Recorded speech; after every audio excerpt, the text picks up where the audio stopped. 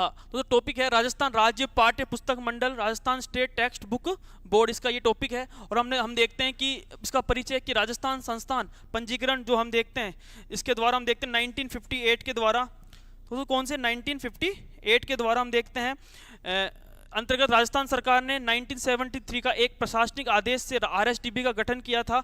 और दोस्तों हम देखते हैं इसका पंजीकरण 29 दिसंबर 1973 को इसका पंजीकरण हुआ। फिर हम देखते हैं कि 1 जनवरी 1974 को हम देखते हैं इसने कार्य करना प्रारंभ कर दिया था। इसका मुख्यालय हेडक्वार्टर जालाना डूंगरी जो कि जयपुर के अंदर है। यह एक ऑटोनोमस बॉडी है। क्या दोस्तों हम देखें, यह ऑटोनोमस बॉडी है। और दोस्तों हम देखेंगे इसकी जो नोडल एजेंसी है कौन सी है, प्रारंभिक शिक्षा निदेशालय इसकी नोडल एजेंसी को बनाया गया है। नेक्स्ट देखेंगे पाठ्य पुस्तक मंडल की नियमावली।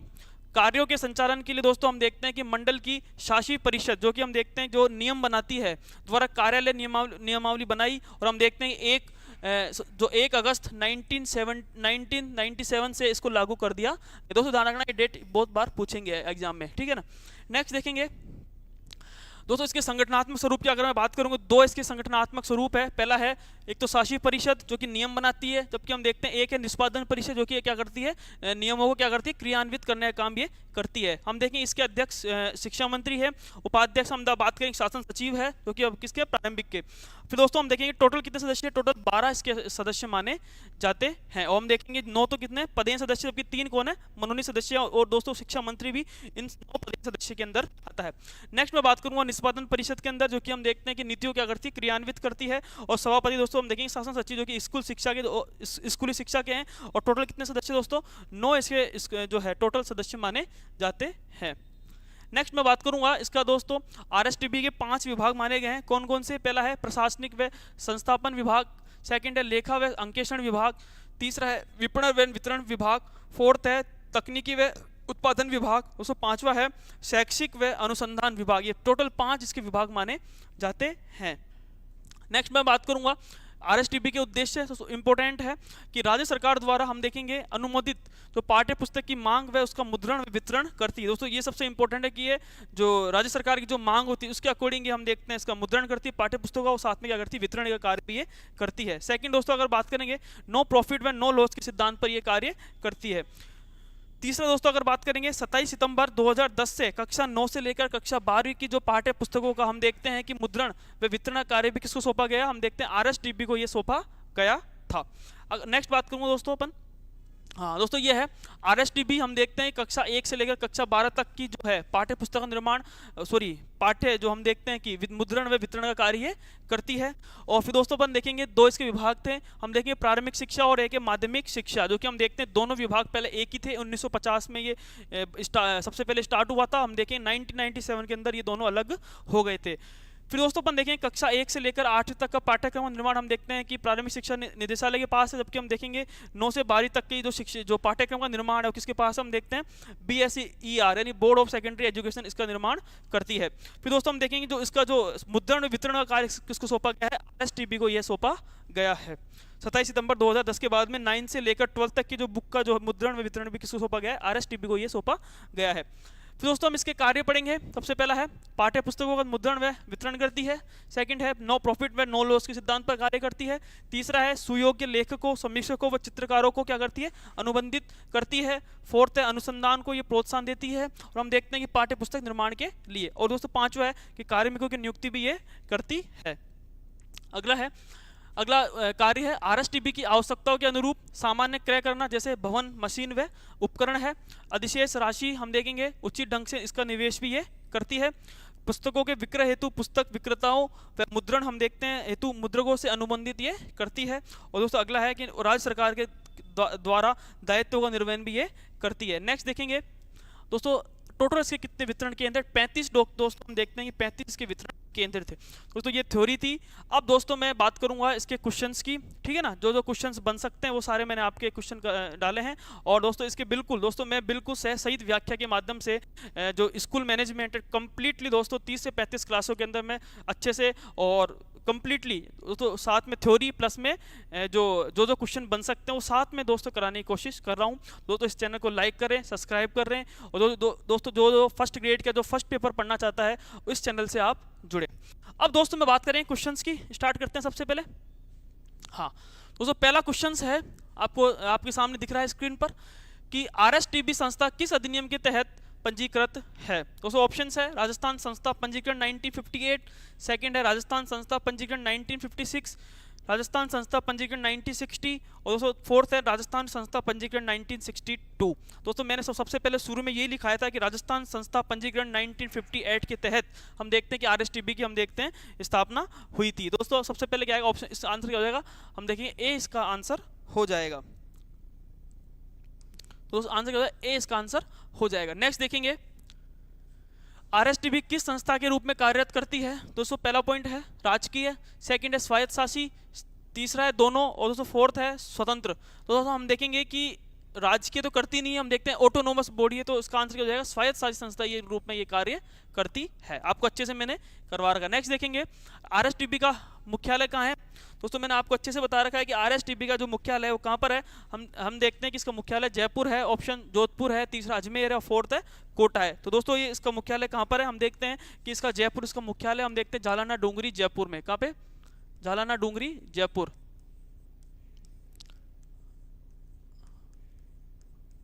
झालाना डूंगरी जयपुर के अंदर इसका हेड क्वार्टर है। नेक्स्ट देखेंगे हाँ राजस्थान राज्य पाठ्य पुस्तक मंडल की स्थापना कब की गई। तो दोस्तों पहला ऑप्शन है 1 जनवरी 1973, सेकंड है 1 जनवरी 1974, थर्ड है 1 जनवरी 1975 और फोर्थ है 1 जनवरी 1970 हम देखते हैं 7। तो दोस्तों इसका आंसर क्या होगा, तो इसका आंसर हो जाएगा हम देखेंगे 1 जनवरी 1974 के दिन हम देखते हैं कि जो है इसकी स्थापना हुई थी। हम कैसे 29 दिसंबर दोस्तों तारीख थी 29 दिसंबर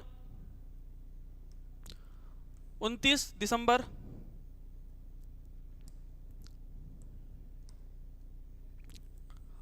दिसंबर के दिन दोस्तों हम देखेंगे ये पंजीकृत हुई थी। 1973 के अंदर हम देखते हैं क्या हुई थी, पंजीकृत हुई थी। क्या हुई थी दोस्तों, हम देखेंगे पंजीकृत हुई थी और तारीख थी दोस्तों 1 जनवरी 1974 के दिन इसने कार्य प्रारंभ किया था। कार्य क्या किया था, कार्य प्रारंभ इसने किया था। तो इसका आंसर दोस्तों हम देखेंगे बी इसका आंसर हो जाएगा। नेक्स्ट देखेंगे राजस्थान राज्य पाठ्य पुस्तक मंडल की नियमावली कब से लागू की गई थी। दोस्तों ये ऑप्शन है, पहला ऑप्शन है 1 अप्रैल 1997, सेकंड है 1 मई 1997, तीसरा है 1 जुलाई 1997 और फोर्थ है 1 अगस्त 1997। तो इसका आंसर क्या होगा, तो इसका आंसर दोस्तों जाएगा 1 अगस्त 1997 इसका आंसर। आपको अच्छे से मैंने आपको ये रिवीजन के रूप में अच्छे से करवा दिया है। नेक्स्ट देखेंगे आरएसटीबी की शासी परिषद का अध्यक्ष कौन होता है। पहला ऑप्शन है मुख्यमंत्री, सेकंड है शिक्षा मंत्री, तीसरा है राज्य मंत्री या फोर्थ दोस्तों गृह मंत्री। 4 ऑप्शन है, इस 4 में से हम देखेंगे क्या इसका आंसर होगा। दोस्तों अपन ने देखा था शासी परिषद के अंदर टोटल हम देखेंगे कि 12 सदस्य कितने सदस्य होते हैं, 12 इसके अंदर कितने सदस्य होते हैं, 12 सदस्य होते हैं। इसमें 12 में से 9 तो पदेन, 9 तो क्या दोस्तों हम देखेंगे पदेन होते हैं, 9 पदेन होते हैं, जबकि 3 हम देखेंगे मनोनीत होते हैं। 3 क्या दोस्तों हम देखेंगे 3 इसके अंदर मनोनीत होते हैं। तो इसका आंसर दोस्तों हम देखेंगे शिक्षा मंत्री इसका आंसर हो जाएगा। नेक्स्ट देखेंगे आरएसटीबी की शासी परिषद में कितने सदस्य होते हैं। तो दोस्तों मैंने आपको अच्छे से बता रखा है टोटल कितने सदस्य होते हैं। टोटल हम देखेंगे 12 सदस्य होते हैं, जिसमें से हम देखेंगे 9 तो दोस्तों हम देखेंगे और 3 मनोनीत होते हैं, जबकि हम देखेंगे 9 क्या होते हैं पदेन इसके सदस्य होते हैं।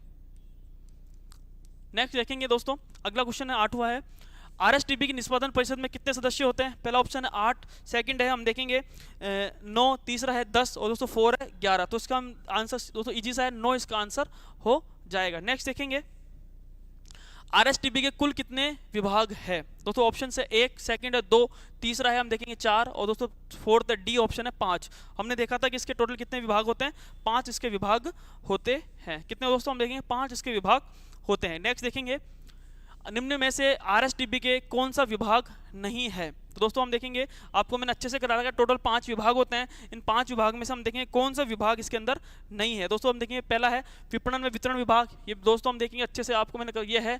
सेकंड है लेखा व अंकेक्षण विभाग, दोस्तों ये भी है। और दोस्तों तीसरा है तकनीकी व उत्पादन विभाग, ये दोस्तों ये भी है। दोस्तों हम देखेंगे शोध विभाग, ये दोस्तों ये बिल्कुल नहीं है, ठीक है ना। ये 3 विभाग तो आपके अपने दे रखे हैं और दोस्तों 2 विभाग और है हम देखेंगे। एक तो सबसे पहले है कि प्रशासनिक व संस्थापन विभाग और दोस्तों अगला है एक है हम देखेंगे कि शैक्षिक व अनुसंधान विभाग। ये दोस्तों टोटल 5 इसके विभाग है और 2 कौन कौन से एक बार और लिख देता हूं मैं। 3 तो ये है, एक दोस्तों एक चौथा है शैक्षिक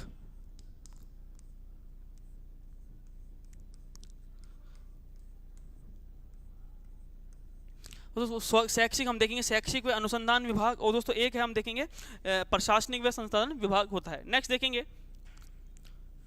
किस वर्ष से राजस्थान राज्य पाठ्य पुस्तक मंडल द्वारा 9वीं से 12वीं तक की पाठ्य पुस्तकों का मुद्रण और वितरण किया जा रहा है। दोस्तों ये क्वेश्चन आपको अच्छे से समझा रखा है, मैंने अच्छे से रिवीजन करवा रखा है।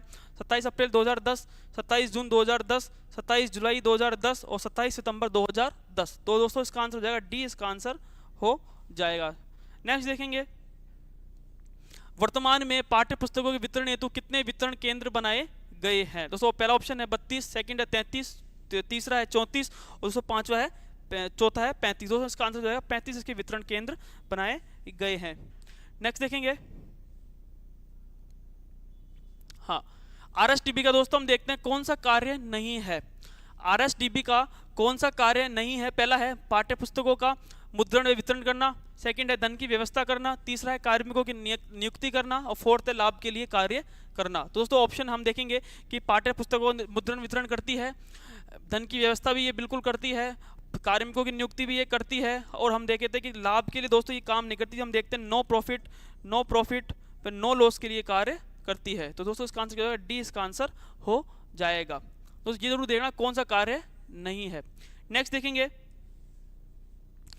कौन सी कक्षाओं के पाठ्य पुस्तक के मुद्रण व वितरण का कार्य राजस्थान राज्य पाठ्य पुस्तक मंडल के द्वारा किया जा रहा है। दोस्तों हम देखेंगे कक्षा 1 से 8, कक्षा 1 से 12, कक्षा 1 से 5, कक्षा 6 से 8। दोस्तों मैंने शुरू से बता रखा है कक्षा 1 से लेकर 12 तक की जो क्लास की जो पुस्तकों का मुद्रण व वितरण कार्य किसको सौंपा गया है, कक्षा हम देखेंगे आरएसटीबी को ये सौंपा गया है। 27 सितंबर 2010 से हम देखते हैं कक्षा 9 से लेकर कक्षा 12 तक की पुस्तकों का कार्य इसको आरएसटीबी को सौंप दिया गया था। दोस्तों इस फिलहाल हम देखेंगे 1 से लेकर 12 तक की पुस्तकों का कार्य किसको सौंपा गया, आरएसटीबी को ये सौंपा गया है। दोस्तों लास्ट क्वेश्चन है राजस्थान राज्य पाठ्य पुस्तक मंडल का कौन सा उद्देश्य यहाँ पे नहीं है।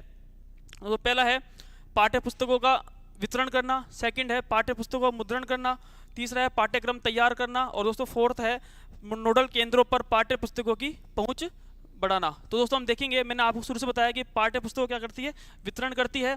सेकंड देखेंगे पाठ्य पुस्तकों क्या करती है, मुद्रण करती है। और दोस्तों तीसरा है कि पाठ्यक्रम तैयार ये बिल्कुल नहीं करती, ठीक है ना, पाठ्यक्रम तैयार नहीं करती। तो फोर्थ देखेंगे नोडल केंद्रों पर पाठ्य पुस्तकों की जो पहुंच है वो इसको पहुंचाती है। दोस्तों ये थे इसका आंसर, दोस्तों हम देखेंगे सी इसका आंसर हो जाएगा। दोस्तों ये था राजस्थान राज्य पाठ्य पुस्तक मंडल। मैंने आपको अच्छे से सह सहित व्याख्या के माध्यम से, ऑब्जेक्टिव क्वेश्चंस के माध्यम से आपको मैंने आरएसटीबी मैंने आपको अच्छे से करवाया था और हम देखते हैं कि कंप्लीटली आरएसटीबी मैंने आपको पढ़ा दिया। दोस्तों आपको इस चैनल को लाइक करना है, सब्सक्राइब करना है और अधिक से अधिक लोगों तो इसको फॉरवर्ड करना है। अब दोस्तों माध्यमिक शिक्षा बोर्ड टॉपिक का नाम है बीएसईआर। इसमें परिचयपन देखते हैं कि लक्ष्मण स्वामी मुदालियर की अध्यक्षता में 23 सितंबर 1952 में माध्यमिक शिक्षा आयोग का गठन किया गया। तो दोस्तों हम देखते हैं राजस्थान माध्यमिक शिक्षा बोर्ड विनिमय 1957 के अनुपालना में हम देखते हैं 4 दिसंबर 1957 को जयपुर में हम देखते हैं इसकी स्थापना, माध्यमिक शिक्षा बोर्ड की स्थापना हो गई। दोस्तों तारीख याद रखना 4 दिसंबर 1957। फिर अगली है कि पी सत्यनारायण राव कमेटी की अनुशंसा पर 1 जनवरी 1961 के अंदर हम देखते हैं कि जयपुर में इसको स्थानांतरित कर दिया गया। तो कहाँ स्थानांतरित किया गया, अजमेर में इसको स्थानांतरित कर दिया गया। फिर नेक्स्ट है कि जो आज वर्तमान स्वरूप है वो 1973 वाला ही वर्तमान स्वरूप है। उस उदाहरण ये कैसी बॉडी है, स्वायत्त शासी संस्था है। कौन सी बॉडी है, स्वायत्त शासी संस्था के नाम से इसको जाना जाता है। नेक्स्ट देखते हैं बीएसईआर। दोस्तों आदर्श वाक्य इसका लोगो है नहीं। दोस्तों हम देखते हैं राजस्थान के मानचित्र में किसका चिन्ह है, देखते हैं विजय स्तंभ का इसका चिन्ह हमको मिलता है। दोस्तों हम देखते हैं इसका आदर्श वाक्य क्या है, सिद्धिर भवति कर्मजा। दोस्तों कौन सा है, सिद्धिर भवति कर्मजा। ये खूब बार एग्जाम के अंदर पूछा हुआ है। दोस्तों हम देखते हैं संगठनात्मक ढांचा में हम देखते हैं पहले अध्यक्ष एक होता है, उपाध्यक्ष सहित पदेन सदस्य दोस्तों कितने होते हैं, 7 होते हैं। इसका दोस्तों हम देखते हैं निर्वाचित सदस्य कितने रहते हैं, 7 इसके निर्वाचित सदस्य इसके अंदर रहते हैं। फिर दोस्तों हम देखते हैं कि राज्य सरकार द्वारा मनोनीत नामित तो निर्दिष्ट सदस्य रहते हैं। कितने रहते हैं टोटल, 17 इसके अंदर रहते हैं। तो इंपॉर्टेंट है। फिर वो अगला है कि विधानसभा जो अध्यक्ष है द्वारा मनोनीत सदस्य नामित कितने रहते हैं, 2 इसके अंदर रहते हैं। दोस्तों अगला है कि प्रतिष्ठित सह आवरण शिक्षा शास्त्री कितने रहते हैं, यानी जो शिक्षा संबंधित जो भी शास्त्री रहते हैं वो कितने रहते हैं, 2 इसके अंदर रहते हैं।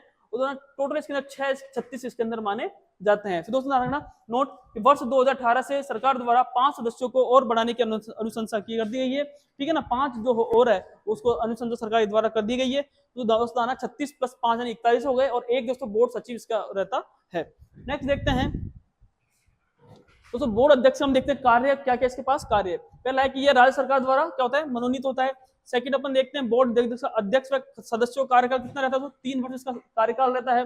तीसरा है कि बोर्ड अध्यक्ष की नहीं होने की स्थिति में प्रशासक एक प्रशासक की नियुक्ति की जाती है। नेक्स्ट है कि ये जो अध्यक्ष है पुनर्नियुक्ति का भी पात्र इसके अंदर रहता है।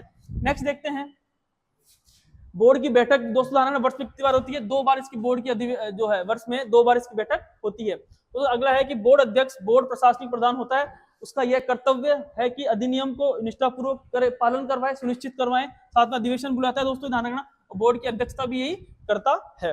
नेक्स्ट पॉइंट दोस्तों हम देखते हैं कि बोर्ड की समस्त समितियों की अध्यक्षता भी हम देखते हैं बोर्ड अध्यक्ष ही करता है। दोस्तों ध्यान रखना जब अधिवेशन बुलाता है गणपूर्ति इसके अंदर 1/3 सदस्य इसके अंदर होना आवश्यक है।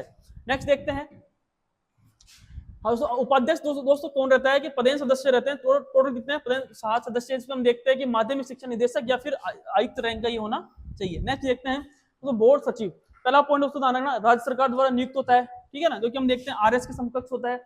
सेकंड, अधिवेशनों का एजेंडा बनाता है, यही संचालन करता है, प्रमुख कार्य इसका यही काम है, अधिवेशनों का एजेंडा बनाना व इसको सुनिश्चित करवाना कार्यों को। नेक्स्ट है कि बोर्ड सचिव, हाँ दोस्तों तीसरा है कि बोर्ड सचिव अगर अधिवेशनों में भाग ले सकता है, बैठक में भाग ले सकता है, बोल सकता है, लेकिन इसको मत देने का बिल्कुल भी इसको अधिकार नहीं है। नेक्स्ट देखते हैं फोर्थ दोस्तों हम देखेंगे बोर्ड सचिव बोर्ड का मुख्य कार्यपालक अधिकारी भी यही होता है। नेक्स्ट देखते हैं बीएससीआर के कार्य कौन कौन से। पहला दोस्तों स्कूलों की मान्यता संबंधी कार्य करता है, जितनी भी जो निजी स्कूल जितनी मान्यता देते हैं उसका यही कार्य है कि मान्यता देने का है, ठीक है। पाठ्यक्रम संबंधी कार्य भी यही करता है, तो हम देखते हैं 9 से 12वीं क्लास का जो पाठ्यक्रम निर्माण भी हम देखते हैं बीएससीआर के द्वारा ही किया जाता है। नेक्स्ट दोस्तों बोर्ड की परीक्षा करवाता है, हम देखते हैं क्लास 10th और 12th की जो बोर्ड की परीक्षा होती है वो भी इसी के द्वारा किया जाता है। उसको हम देखते हैं सामान्य तो प्रवेशिका होती है, जो एग्जाम होते हैं हम देखते हैं उसके द्वारा भी ये किया जाता है। फिर दोस्तों हम देखते हैं कक्षा 12 और सामान्य प्लस प्रवरिष्ठ जो उपाध्याय की जो परीक्षा होती है हर साल, वो भी इसका कार्य ही जो माध्यमिक शिक्षा बोर्ड का यही कार्य है। नेक्स्ट देखते हैं विद्यार्थियों के लिए सृजनात्मक प्रतियोगिता भी आयोजन करवाता है। इसमें हम देखते हैं एकल गीत है, चित्रकला है, निबंध लेखन है और आशु भाषण भी दोस्तों इसके द्वारा किया जाता है। नेक्स्ट देखते हैं अध्यापकों के लिए भी प्रतियोगिता करवाई जाती है। इसमें हम देखते हैं पत्रवाचन है, अध्यापन है, लेखन है, दोस्तों तमाम ये कौशलों का विकास इसके अंदर किया जाता है। नेक्स्ट दोस्तों अपन देखेंगे विद्यार्थी सेवा केंद्र की स्थापना की गई है, यानी दोस्तों अगर आपकी मार्कशीट अगर मान लो खो जाए तो वापस की प्रतिलिपि कैसे मिले, तो अलग अलग संभाग स्तर पर है, अजमेर में तो आ नहीं सकते, तो अलग अलग संभाग या फिर अलग अलग जो खंड स्तर है या फिर किसी स्तर के हिसाब से विद्यार्थी सेवा केंद्र की स्थापना इस सरकार के द्वारा की जाती है। नेक्स्ट दोस्तों प्रकाशन संबंधी कार्य भी सरकार के द्वारा किया जाता है, यानी दोस्तों हम देखते हैं बोर्ड जो जनरल पत्रिका है उसका भी हम देखते हैं प्रकाशन किया जाता है। दोस्तों ध्यान रखना बोर्ड जनरल कौन सी पत्रिका है? त्रैमासिक की पत्रिका मानी जाती है। नेक्स्ट देखते हैं 8वां, हाँ दोस्तों ध्यान रखना माध्यमिक शिक्षा बोर्ड की जो पुरस्कार योजना है उसके अंदर भी सरकार के द्वारा ये बीएससीआर के द्वारा किया जाता है। हम देखते हैं कौन कौन सी है। दोस्तों एक तो शिक्षा रत्न पुरस्कार दिया जाता है अध्यापक किसके लिए? अध्यापकों के लिए है। नेक्स्ट है कला रत्न पुरस्कार दिया जाता है, हम देखते हैं विद्यार्थियों के लिए है। दोस्तों तीसरे खेल रत्न पुरस्कार जो हम देखते हैं किसके लिए है? ये भी विद्यार्थियों के लिए। कितना पुरस्कार? 51,000 है, इनके लिए भी 51,000, इनके लिए 1 लाख रुपए जो टीचरों के लिए किया जाता है। दोस्तों नेक्स्ट है कि द्विपुत्री व एकल पुत्री आर्थिक योजना सरकार के द्वारा बीएससीआर के द्वारा की जाती है, जो 2012 से ये प्रारंभ हुई थी। दोस्तों नेक्स्ट है कि राज्य विज्ञान प्रतिभा खोज परीक्षा का आयोजन भी बीएससीआर के माध्यम से किया जाता है। रीट जो हम देखते हैं जो 3rd ग्रेड की जो पद होता है, दोस्तों ध्यान रखना अध्यापक का जो पद होता है रीट या फिर आरटेट परीक्षा का भी आयोजन हम देखते हैं बीएससीआर के माध्यम से किया जाता है। नेक्स्ट देखते हैं दोस्तों अगला पॉइंट है कि बीएससीआर के द्वारा हम देखते हैं कैरियर मार्गदर्शक पत्रिका का भी इसके द्वारा निकाली जाती है। कौन कौन सी पत्रिका है? दिशा है, गार्गी है, प्राइम है और दृष्टि है। दोस्तों हम देखते हैं दिशा है जो कि शैक्षिक व व्यवसायिक मार्गदर्शन के लिए है। गार्गी है जो कि हम देखते हैं बालिका शिक्षा को प्रोत्साहन देने के लिए है। तीसरी जो प्राइम है ये दोस्तों निजी क्षेत्र में रोजगार के अवसर पैदा करने के लिए है। दोस्तों 4th जो दृष्टि है ये है रोजगार अवसर मार्गदर्शिका पैदा करने के लिए ये मानी जाती है। नेक्स्ट देखते हैं, हाँ दोस्तों ध्यान रखना जो एग्जाम होता है 10th और बोर्ड का 12th बोर्ड का एग्जाम होता है, उसमें हम देखते हैं कि अनुचित संसाधन जो बच्चे लेके चल जाते हैं उसको रोकथाम के लिए सरकार के द्वारा हम देखते हैं सार्वजनिक परीक्षा अनुचित संसाधनों की रोकथाम के लिए एक्ट लेके आए थे 1992 के 1992 के अंदर हम देखते हैं लागू हो गया 11 नवंबर 1992 के अंदर। तो दोस्तों वापस संशोधन हुआ 2022 में, इसके अंदर वापस संशोधन हुआ था। दोस्तों एक और था हम देखते हैं एक्ट माध्यमिक शिक्षा बोर्ड कर्मचारी सेवा विनिमय, ये भी एक्ट है 2004 का। दोस्तों हम देखते हैं कुछ समितियां थी बीएससीआर की, इसमें हम देखते हैं पाठ्य पुस्तक समिति है, मान्यता समिति है, पाठ्य चर्चा समिति है, मूल्यांकन समिति है, वित्त समिति है, आवेदन पत्र समिति। दोस्तों ये तमाम चीजें थी जिसके हम देखते हैं इसकी अध्यक्षता कौन करता है, बोर्ड अध्यक्ष इसकी समिति की अध्यक्षता करता है। दोस्तों ये था, हमने देखा बीएसईआर का दोस्तों सह सहित व्याख्या के माध्यम से। अब दोस्तों अपन देखेंगे कि ऑब्जेक्टिव के माध्यम से, क्वेश्चंस के माध्यम से इस टॉपिक को अपन खत्म करेंगे। दोस्तों मैंने बिल्कुल अच्छे से आपको जो है बीएसईआर आपको अच्छे से मैंने सह सहित व्याख्या के माध्यम से अच्छे से करा। दोस्तों अब देखते हैं अपन ऑब्जेक्टिव के माध्यम से। तो पहला क्वेश्चन है, राजस्थान माध्यमिक शिक्षा विनिमय कब बना? तो पहला क्वेश्चन है कि राजस्थान माध्यमिक जो कि शिक्षा विनिमय है कब बना? पहला ऑप्शन है 1957, सेकंड है 1958, तीसरा है 1959, तो फोर्थ है 1960। तो फटाफट बताइए इसका आंसर क्या होगा। तो दोस्तों हम देखते हैं, तो इसका आंसर दोस्तों हो जाएगा 4 दिसंबर। हम देखते हैं तो क्या आंसर हो जाएगा, 1957 इसका आंसर हो जाएगा। नेक्स्ट देखते हैं, माध्यमिक शिक्षा बोर्ड की हम देखते हैं स्थापना कब की गई। तो ऑप्शंस है 4 दिसंबर 1952, 4 दिसंबर 1954, 4 दिसंबर 1957 और फोर्थ है 4 दिसंबर 1959। तो दोस्तों इसका आंसर क्या हो जाएगा, 4 दिसंबर 1957 इसका आंसर हो जाएगा। नेक्स्ट देखते हैं, किस समिति की सिफारिश पर बीएसईआर को अजमेर में स्थानांतरित किया गया? पहला है ऑप्शन है मल्होत्रा कमेटी, सेकंड है P Satyanarayan Rao committee, third है अशोक कमेटी, फोर्थ है मेहता कमेटी। तो इसका आंसर क्या हो जाएगा, पी सत्यनारायण कमेटी इसका आंसर हो जाएगा। नेक्स्ट देखते हैं, माध्यमिक शिक्षा बोर्ड राजस्थान के प्रतीक चिन्ह या लोगो उसका ध्येय वाक्य क्या है? पहला ऑप्शन है अभ्युत्थानम, सेकंड है ज्ञान शिल्प एकता, तीसरा है सिद्धिर्भवति कर्मणा, ठीक है, और फोर्थ है ज्ञान विज्ञान विमुक्ते। तो दोस्तों इसका आंसर हम देखते हैं क्या हो जाएगा, इसका आंसर हम देखते हैं सिद्धिर्भवति। दोस्तों हम देखते हैं कर्मजा, नहीं कर्मजा है क्या ये, कर्मजा। तो इसका आंसर क्या हो जाएगा, सिद्धिर्भवति कर्मजा। नेक्स्ट देखते हैं, माध्यमिक शिक्षा बोर्ड राजस्थान की संगठनात्मक ढांचे में राज्य सरकार द्वारा नामित सदस्यों की संख्या दोस्तों कितनी रहती है? दोस्तों राज्य सरकार द्वारा कितना, कौन से राज्य सरकार द्वारा हम देखते हैं नामित सदस्यों की संख्या वो कितनी रहती है? पहला है 11, सेकंड है 15, तीसरा है 7 और फोर्थ है हम देखते हैं फोर्थ क्या है 17। तो दोस्तों हमने देखा था कि 17 इसका आंसर, जो राज्य सरकार है उसके द्वारा कितनी थी, 17 इसके अंदर आंसर हो जाएगा। नेक्स्ट देखते हैं, माध्यमिक शिक्षा बोर्ड राजस्थान की संगठनात्मक ढांचे में विधानसभा अध्यक्ष द्वारा मनोनीत सदस्यों की संख्या कितनी? मनोनीत या फिर नामित, मनोनीत या फिर नामित। हम देखते हैं कितनी सदस्य संख्या है, हम देखते हैं 1, 2, ठीक है, 3 या फिर 4। दोस्तों हम देखेंगे इसका आंसर क्या हो जाएगा, इसका आंसर दोस्तों फटाफट बताइए इसका आंसर क्या होगा, 2 इसका आंसर हो जाएगा। नेक्स्ट देखते हैं, राजस्थान माध्यमिक शिक्षा बोर्ड के अध्यक्ष के बारे में कौन सा कथन इसके अंदर सत्य है? पहला है राज्य सरकार द्वारा मनोनीत होता है, तो ये बिल्कुल सही है। सेकंड है बोर्ड अध्यक्ष पुनः नियुक्ति का पात्र होता है, ये भी दोस्तों बिल्कुल सही है। बोर्ड अध्यक्ष बोर्ड का प्रशासनिक प्रधान होता है, ये बिल्कुल सही है। तो बोर्ड की समस्त समितियों की अध्यक्षता बोर्ड अध्यक्ष ही करता है, तो ये भी बिल्कुल 1, 2, 3, 4 चारों ऑप्शन हम देखते हैं 1, 2, 3, 4 इसके अंदर चारों ही सही है।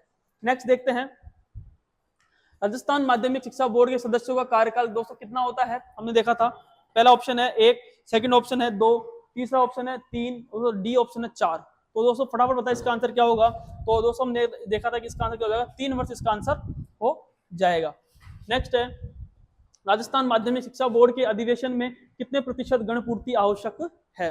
ऑप्शन है 30%, 50%, 40% या 33%। तो हम देखेंगे इसका आंसर हो जाएगा 33%, यानी 1/3 गणपूर्ति होना आवश्यक, यानी 100 में से हम देखते हैं, हमने देखा था कि कितने जो है 33% इसके अंदर होना, 3 में से 1 होना जरूरी है। नेक्स्ट देखते हैं, माध्यमिक शिक्षा बोर्ड राजस्थान का उपाध्यक्ष कौन होता है? तो ऑप्शन है सचिव, सेकंड है शिक्षा मंत्री, तीसरा है निदेशक माध्यमिक शिक्षा। तो ऑप्शन ये तो फोर्थ ऑप्शन शायद कट गया है इसके अंदर से, ठीक है ना। तो इसके अंदर दोस्तों आंसर क्या हो जाएगा, निदेशक दोस्तों कौन रहता है, पदेन जो उपाध्यक्ष होता है कौन होता है, निदेशक होता है, जो कि माध्यमिक शिक्षा या फिर आयुक्त होता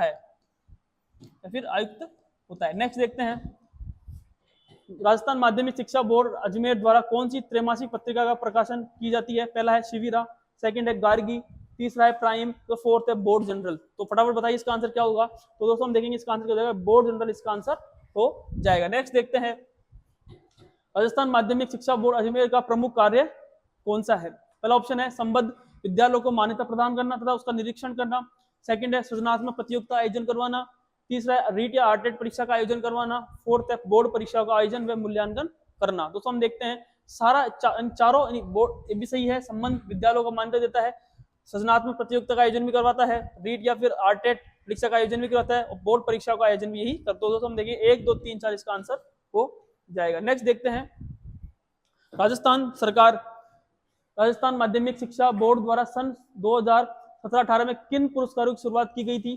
दोस्तों हम देखते हैं, पहला है शिक्षा रत्न पुरस्कार, सेकंड है विद्यार्थी रत्न पुरस्कार, तीसरा है दोस्तों हम देखेंगे कि कला, विद्यार्थी नहीं कला है, ठीक है ना, कला रत्न पुरस्कार, तीसरा है खेल रत्न पुरस्कार, तो फोर्थ हम देखते हैं उपरोक्त सभी। तो दोस्तों हमने देखा था चारों इसका आंसर हो जाएंगे। इसमें भी 1 लाख रुपए ये अध्यापकों के लिए, किसके लिए?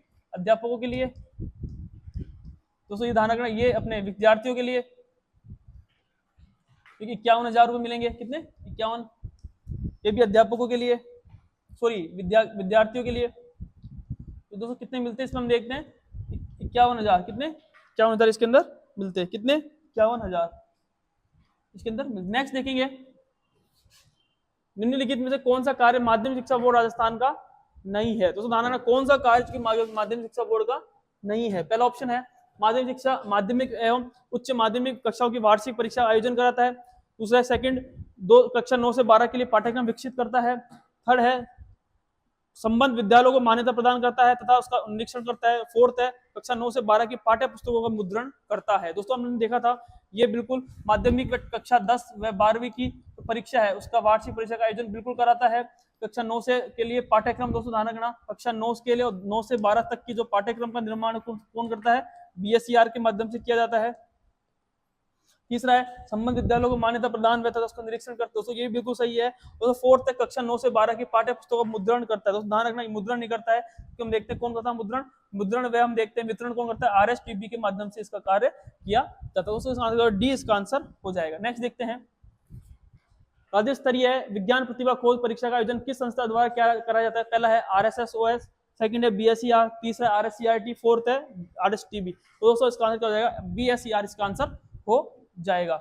नेक्स्ट देखेंगे, राजस्थान माध्यमिक शिक्षा बोर्ड अजमेर द्वारा विद्यार्थियों की सहायता करने हेतु संभाग स्तर पर कौन से केंद्र खोले गए हैं? पहला है जन केंद्र, सेकंड है विद्यार्थी केंद्र, तीसरा है लोक केंद्र, फोर्थ है शिक्षक केंद्र। दोस्तों इसका आंसर क्या हो जाएगा? विद्यार्थी सेवा केंद्र इसके लिए खोले गए हैं। नेक्स्ट देखते हैं, तो लास्ट क्वेश्चन है इसका और उसके बाद हम देखते हैं कि कंप्लीटली अपना हो जाता है।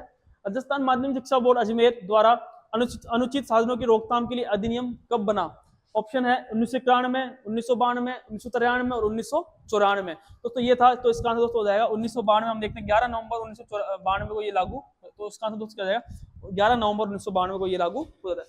तो ये था माध्यमिक शिक्षा बोर्ड राजस्थान अजमेर के बारे में। दोस्तों मैंने आपको व्याख्या प्लस ऑब्जेक्टिव कंप्लीटली दोस्तों ये अच्छे से मैंने करवा दिया है। अब दोस्तों आपको जो फर्स्ट पेपर की जो तैयारी कर रहे हैं स्कूल व्याख्याता की, उसको अधिक से अधिक लोगों तक फॉरवर्ड करना है, तो चैनल को लाइक करना है और सब्सक्राइब करना है। तो इसी तरह मैं अब धीरे धीरे मैनेजमेंट की कंप्लीटली दोस्तों 30 से 35 जो क्लास है उसके अंदर मैं कंप्लीटली आपको अच्छे से रिवीजन के माध्यम से प्लस में सहित व्याख्या, ठीक है ना, और दोस्तों दाना पूरे ऑब्जेक्टिव के माध्यम से आपको कराने की कोशिश करूंगा। दोस्तों चैनल को लाइक करते रहिए, सब्सक्राइब करते रहिए और अधिक से अधिक लोगों तक इसको फॉरवर्ड करते रहिए। तो दोस्तों अपन ने पढ़ रहे थे राजस्थान राज्य खुला विद्यालय, इस पर अपन देखते हैं सबसे पहले इसका परिचय कि इसका एक ही दोस्तों मकसद है, ध्यान रखना, इसका एक ही जो मोटो है वो है कि सबको शिक्षा पहुंचनी चाहिए, चाहे बूढ़ा हो चाहे जवान हो, जो शिक्षा से जो 10th छोड़ रखा हो या 12th छोड़ के चला गया हो और वो वापस दोस्तों पढ़ना चाहता हो, तो वापस इसके लिए सरकार ने एक हम देखते हैं राजस्थान स्टेट ओपन विद्यालय की स्थापना करी है। इसका मतलब दोस्तों सर्व सुलभ सहजता के लिए स्थापना करी है। स्थापना इसकी 21 मार्च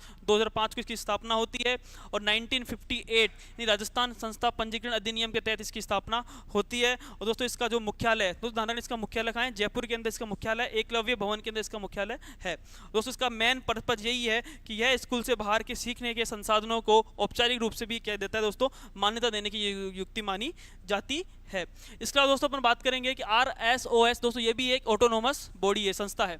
दोस्तों RSOS के आदर्श वाक्य की अगर दोस्तों मैं बात करूँ सेकंड पॉइंट की, तो सभी तक सबके लिए। दोस्तों ध्यान रखना, इसका मेन एक ही पर्पज है, सभी तक सबके लिए, सभी तक सबके लिए और सभी तक सबके लिए शिक्षा सबको मिलनी चाहिए। दोस्तों अगला है तीसरा है कि RSOS के संगठनात्मक स्वरूप की अगर मैं बात करूंगा, दोस्तों दो उसमें परिषद होती है, एक तो दोस्तों शासी परिषद और दोस्तों एक होती है निष्पादन परिषद। जो कि हम देखते हैं शासी परिषद दोस्तों वो होती है जो नीति बनाती है, जबकि हम देखते हैं जो निष्पादन परिषद होती है उसमें हम देखते हैं नीतियों क्या होती है, उसमें क्रियान्वयन होता है। दोस्तों इसका अध्यक्ष हम देखते हैं शिक्षा मंत्री, जबकि दोस्तों इसका अध्यक्ष होता है शिक्षा सचिव, इसका अध्यक्ष होता है। नेक्स्ट बात करूं दोस्तों, सार्वजनिक परीक्षा के अंदर दोस्तों अपन देखते हैं यह एक वर्ष में 2 बार, तो एक वर्ष में 2 बार परीक्षा कंडक्ट करवाती है। उसमें हम देखते हैं एक तो अक्टूबर नवंबर में, और एक दोस्तों हम देखेंगे मार्च अप्रैल के अंदर ये कंडक्ट करवाती है दोस्तों। फिर इसके अलावा देखेंगे कि एक बार पंजीयन होने के बाद उत्तीर्ण होने के लिए अभ्यर्थी को दोस्तों ध्यान रखना 5 वर्ष, कितने दोस्तों 5 वर्ष में 9 बार अवसर इसके अंदर मिलते हैं दोस्तों। ये इंपॉर्टेंट है, कितने अवसर मिलते हैं, टोटल 9 अवसर इसको मिलते हैं। नेक्स्ट बात करेंगे दोस्तों अपन, हाँ दोस्तों ये कुछ विशेषताएं हम देखेंगे माध्यमिक स्तर और उच्च माध्यमिक स्तर की विशेषताएं। सबसे पहले न्यूनतम दोस्तों कितनी आयु होनी चाहिए, 14 इसकी न्यूनतम आयु होनी चाहिए 1 जुलाई तक, और दोस्तों अधिकतम आयु कोई इसकी सीमा नहीं है। जबकि हम देखते हैं न्यूनतम आयु इधर दोस्तों अपन देखेंगे कक्षा 12 के लिए 15 वर्ष, और दोस्तों ध्यान रखना 1 जुलाई तक इसकी 15 वर्ष हो जानी चाहिए। इसके अलावा दोस्तों अपन देखेंगे अधिकतम आयु कोई इसकी सीमा नहीं है दोस्तों। फिर विषय का चुनाव की अगर बात करेंगे तो टोटल कितने विषय होते हैं इसके अंदर, अपने माध्यमिक स्तर में टोटल 17 विषय होते हैं, जिसमें हम देखते हैं 5 विषयों को चुनाव इसको करना पड़ता है। जबकि दोस्तों हम देखेंगे टोटल इधर कितने विषय होते हैं, 21 इसके अंदर विषय होते हैं। और इसमें हम देखते हैं ग्रुप ए और ग्रुप बी 2 इसके रहते हैं, जिसमें हम देखते हैं ग्रुप ए के अंदर 4 है और ग्रुप बी के अंदर 17 विषय, जिसमें हम देखते हैं 5 विषय का इसके अंदर चुनाव करना पड़ता है। नेक्स्ट देखेंगे कक्षा 9वीं तक की किसी भी कक्षा का उत्तीर्ण व अनुत्तीर्ण प्रमाण पत्र हो, या फिर हम देखते हैं किसी भी बोर्ड, या फिर अपन देखते हैं BS यानी बोर्ड जो अपन देखते हैं जो BSER है, ठीक है ना, जो बोर्ड जो अपन माध्यमिक शिक्षा बोर्ड एग्जाम करवाती है उसका अनुत्तीर्ण प्रमाण पत्र भी इसको देना आवश्यक है। जबकि इधर दोस्तों अपन देखेंगे कक्षा 10वीं के अंदर पास होना इसके अंदर बहुत जरूरी माना जाता है। फिर दोस्तों एक नोट है कि जो RSOS द्वारा आयोजित परीक्षा में बैठने के लिए दोस्तों अंग्रेजी विषय की अनिवार्यता इसके अंदर बिल्कुल भी नहीं है। दोस्तों ये था। इसके अलावा दोस्तों अपन बात करेंगे, हाँ दोस्तों इसकी मान्यता देखते हैं कौन इसको मान्यता प्रदान करता है। दोस्तों RSOS द्वारा कक्षा 10वीं और 12वीं के प्रमाण पत्र दोस्तों हम देखते हैं केंद्र सरकार का तो CBSE मान्यता देता है, राज्य सरकार का BSER भी इसको मान्यता देता है, अन्य बोर्ड जो भी बोर्ड है वो भी मान्यता देता है, और दोस्तों रेलवे बोर्ड और सेना बोर्ड भी दोस्तों इसको मान्यता देता है। नेक्स्ट मैं बात करूंगा दोस्तों व्यक्तिगत संपर्क कार्यक्रम। दोस्तों ध्यान रखना PCP, दोस्तों ध्यान रखना जो भी अध्ययन के अंदर काफ़ी जो भी समस्या आ रही है, जो भी विद्यार्थी जो स्टेट ओपन से हम देखते हैं विद्यालय से पढ़ रहे हैं, इसके अंदर कोई भी विषय के अंदर दिक्कत आ रही है तो उसके लिए भी दोस्तों सरकार के द्वारा वर्ष में एक बार 15 दिन के लिए तारीख दोस्तों हम ध्यान रखना 25 दिसंबर से 8 जनवरी के बीच में हम देखते हैं PCP, जिसमें हम देखते हैं व्यक्तिगत संपर्क कार्यक्रम सरकार के द्वारा संदर्भ केंद्रों के अंदर मनाया जाता है, जिसके अंदर विषय विशेषज्ञ यहाँ पे इसके अंदर बैठते हैं। फिर दोस्तों अपन बात करेंगे TOC ट्रांसफर ऑफ क्रेडिट। दोस्तों ध्यान रखना मान्यता प्राप्त बोर्ड से अनुत्तीर्ण अभ्यर्थी दोस्तों 2 विषयों के अंदर 2 विषयों में तथा RSOS से अनुत्तीर्ण अभ्यर्थी अधिकतम 4 विषय के अंदर दोस्तों हम देखते हैं कि TOC यानी ट्रांसफर ऑफ क्रेडिट ये कर सकता है। फिर दोस्तों अपन बात करेंगे 9वां पॉइंट है RSOS की विशेषताएं। सबसे पहले पाठ्यक्रम की सरलता व शिक्षा की सहजता के साथ साथ दोस्तों परीक्षा का लचीलापन होना इसकी सबसे बड़ी विशेषता है दोस्तों ध्यान रखना। सेकंड बात करेंगे तनाव मुक्त होकर अभ्यर्थी अपनी सुविधा अनुसार परीक्षा उत्तीर्ण कर सकता है। थर्ड है दोस्तों RSOS से जुड़कर अभ्यर्थी अपने ज्ञान व अनुभव का सुदृढ़ीकरण व संवर्धन करता है। दोस्तों फोर्थ है कि उसके ज्ञान का प्रमाणीकरण होने पर जहाँ असंतोष मिलता है वहीं वह आत्मविश्वास में भी वृद्धि कर सकता है।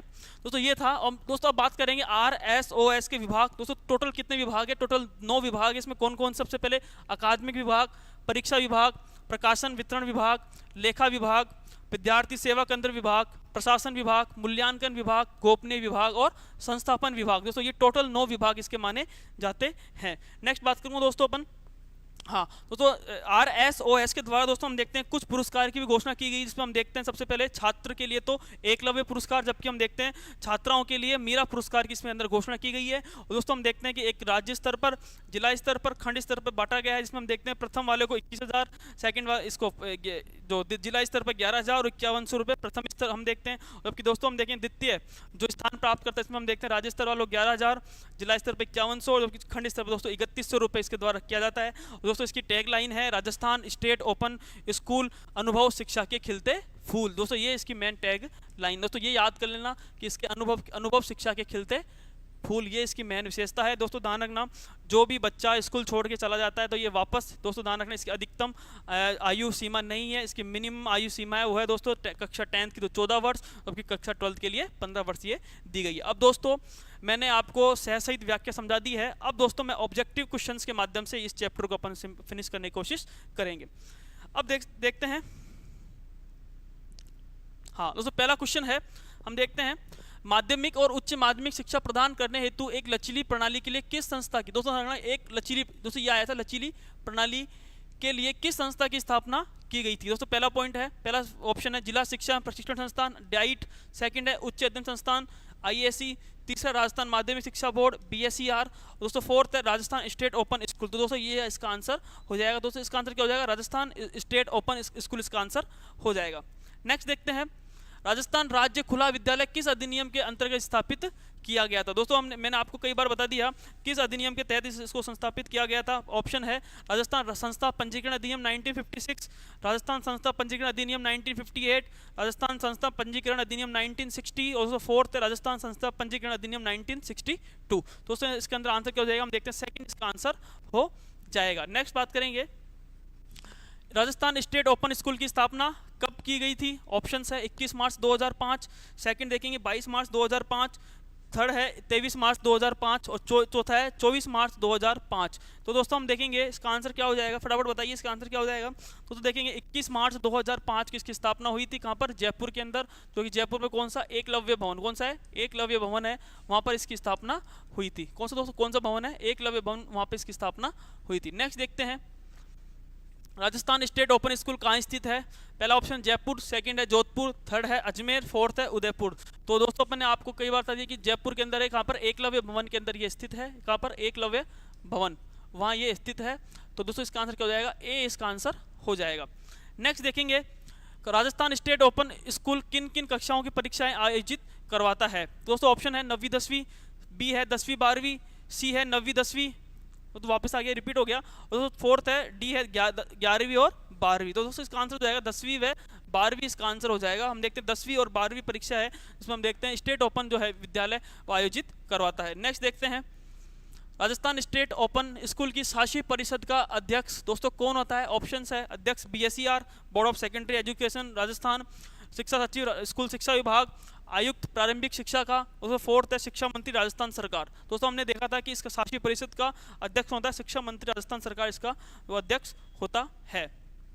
देखेंगे next, Rajasthan state open school द्वारा वर्ष में कितनी बार परीक्षा आयोजित करवाता है। दोस्तों अपन ने देखा था कितनी बार, सार्वजनिक परीक्षा के अंदर अपन ने देखा था कितनी बार ये एक वर्ष में कितनी बार ये परीक्षा आयोजित करवाता है। ऑप्शन है 1 बार, सेकंड है 2 बार, तीसरा है 30 बार और दोस्तों डी है 4th बार।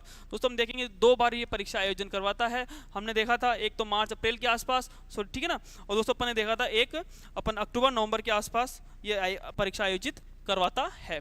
नेक्स्ट देखते हैं दोस्तों, राजस्थान राज्य खुला विद्यालय का आधार वाक्य है। दोस्तों इसका आधार वाक्य क्या है, आदर्श वाक्य है या आधार वाक्य, दो हम देखेंगे। आदर्श वाक्य क्या है, सभी तक सबके लिए, सेकंड है सभी पढ़े सब बड़े, सबको शिक्षा अच्छी शिक्षा, और दोस्तों फोर्थ है उपयुक्त में से कोई नहीं। दोस्तों हमने देखा था कि इसका आंसर शुरू में मैंने आपको बताया था कि सभी तक सबके लिए शिक्षा पहुंचनी चाहिए, तो इसका आंसर ए इसका आंसर हो जाना है।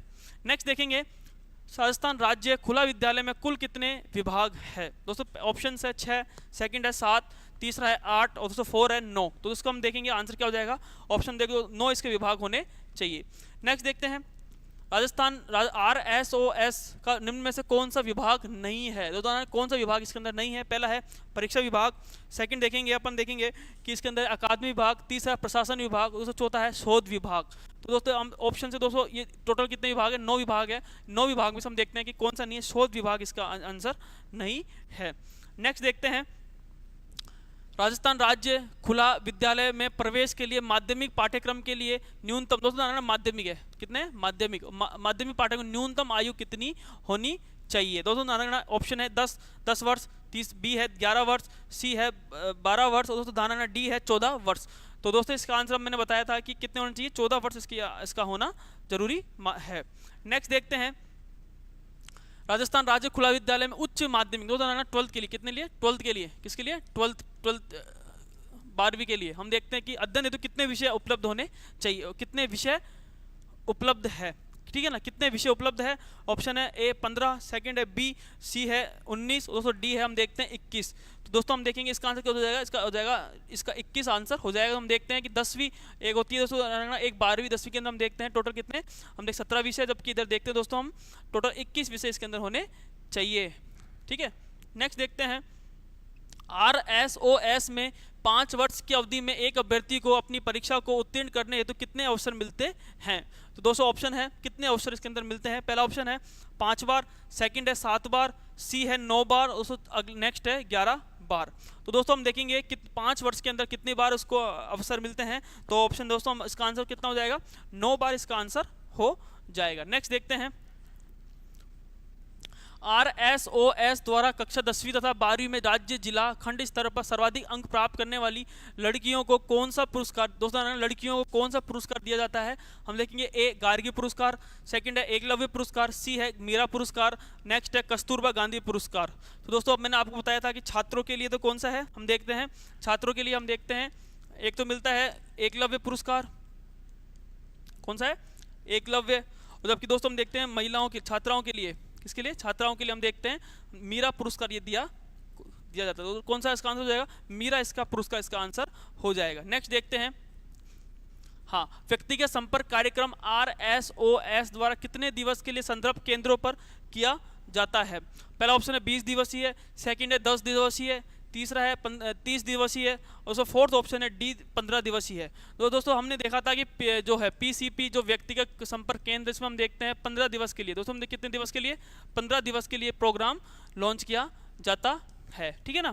और हम देखते हैं कि कितने दिन के लिए, दोस्तों हम देखते हैं 15 दिन के लिए प्रोग्राम लॉन्च किया जाता है। इसमें हम देखते हैं कि हम देखें 25 दिसंबर से तारीख, दोस्तों हम देखेंगे 25 दिसंबर से 8 जनवरी तक का प्रोग्राम इसके अंदर रहता है, जिसमें अंदर कोई भी विषय के अंदर कोई भी दिक्कत आती हो तो वहाँ पर संदर्भ केंद्र के अंदर संपर्क किया जाता है। दोस्तों इसका आंसर क्या जाएगा, 15 दिवसीय इसका आंसर हो जाएगा। नेक्स्ट देखते हैं, हाँ RSOS में प्रवेश के लिए उच्च माध्यमिक पाठ्यक्रम के लिए न्यूनतम आयु कितनी, दोस्तों उच्च माध्यमिक पाठ्यक्रम के लिए, तो उच्च के लिए, ठीक है ना, उच्च माध्यमिक यानी 12वीं के लिए। और दोस्तों हम देखेंगे कि पाठ्यक्रम की कितनी न्यूनतम आयु होनी चाहिए। ऑप्शन है ए 14, सेकंड है 15 वर्ष, सी है 13 वर्ष और डी है 12 वर्ष। दोस्तों हम देखेंगे 15 वर्ष इसका आंसर हो जाएगा। नेक्स्ट देखते हैं, थोड़ा दोस्तों खाली गया ये, हाँ दोस्तों लास्ट क्वेश्चन है RSOS की विशेषता है। पहला है दोस्तों हम देखते हैं पाठ्यक्रम की सरलता व शिक्षा की सहजता के साथ साथ परीक्षा का लचीलापन होना। सेकंड है तनाव मुक्त होकर अभ्यर्थी अपनी सुविधा अनुसार परीक्षा उत्तीर्ण कर सकता है। तीसरा है RSOS से जुड़कर अभ्यर्थी अपने ज्ञान व अनुभव का सुदृढ़ीकरण व संवर्धन कर सकता है। और तो फोर्थ है उसके ज्ञान का प्रमाणीकरण होने पर जहां आत्मसंतोष मिलता है वहीं आत्मविश्वास में वृद्धि होती है। दोस्तों ये चारों ही हम देखते हैं कि RSOS की विशेषता ये चारों ही मानी जाती है। दोस्तों आप ऑप्शन देखेंगे 1 2 3 नहीं है, बिल्कुल हम देखें 2 3 4 ये भी नहीं है, 3 4 दोस्तों ये भी नहीं है। दोस्तों हम देखें डी इसका आंसर हो जाएगा। दोस्तों ये था, हमने देखा राजस्थान स्टेट ओपन स्कूल के बारे में, अपन ने दोस्तों सहित व्याख्या देखी और दोस्तों अपन ने ऑब्जेक्टिव के माध्यम से इस टॉपिक को मैंने अच्छे से कराने की कोशिश की है। दोस्तों चैनल को लाइक करते रहिए, सब्सक्राइब करते रहिए और जो दोस्तों स्कूल व्याख्याता का जो प्रथम प्रश्न पत्र कर रहा है वो इस चैनल से जुड़े और इस चैनल को अधिक से अधिक लोगों तक फॉरवर्ड करते रहिए। दोस्तों IAS यानी उच्च अध्ययन शिक्षण हम देखते हैं शिक्षा संस्थान, क्योंकि हम देखते हैं दोस्तों इसका जो फुल फॉर्म हम देखेंगे कि वापस से एक बार देख लेते हैं फुल फॉर्म। तो दोस्तों ध्यान, institute of advanced studies in education. दोस्तों ध्यान रखना ऑफ आएगा पहले, फिर बाद में हम देखें इन आता है। दोस्तों ये जरूर याद रखना कि पहले ऑफ आता है, सेकंड में क्या आता है, इन आता है, ठीक है दोस्तों, ये जरूर आप अच्छे से करना है। फिर दोस्तों हम देखेंगे इसका परिचय है कि राष्ट्रीय शिक्षा नीति जो 1986 में हम देखते हैं शिक्षकों के व्यवसायिक उन्नयन व शैक्षिक गुणवत्ता प्रदान करने हेतु हम देखते हैं कि सेवा पूर्व व सेवारत प्रशिक्षण व शोध कार्य के लिए दोस्तों हम देखते हैं ये बल दिया गया है। इसके बाद दोस्तों फिर हम देखते हैं कि प्रशिक्षण संस्थाओं में IASC का सबसे सर्वोच्च स्थान माना गया है। दोस्तों टोटल कितने IASC हम भारत में अंदर 29 भारत के अंदर है, जबकि राजस्थान की अगर मैं बात करूँ 2 इसके राजस्थान के अंदर है। पहला है बीकानेर और सेकंड है दोस्तों हम देखते हैं अजमेर। फिर दोस्तों अपन देखेंगे IASC के उद्देश्य क्या है। पहला पॉइंट दोस्तों हम देखेंगे बीएड व जो एमएड द्वारा माध्यमिक स्तरीय शिक्षा की दोस्तों ये प्रशिक्षक क्या करता है, तैयार करता है। सेकंड हम सेवा पूर्व, सेकंड दोस्तों हम देखेंगे सेवारत शिक्षकों के व्यावसायिक उन्नयन व शैक्षिक गुणवत्ता सुधार हेतु सेवारत प्रशिक्षण कार्यक्रम भी दोस्तों ये आयोजित करता है। दोस्तों तीसरा हम देखेंगे कि माध्यमिक शिक्षा में शैक्षिक नवाचारों हेतु शिक्षकों को भी जो दोस्तों हम देखेंगे जागरूक करने का कार्य करता है।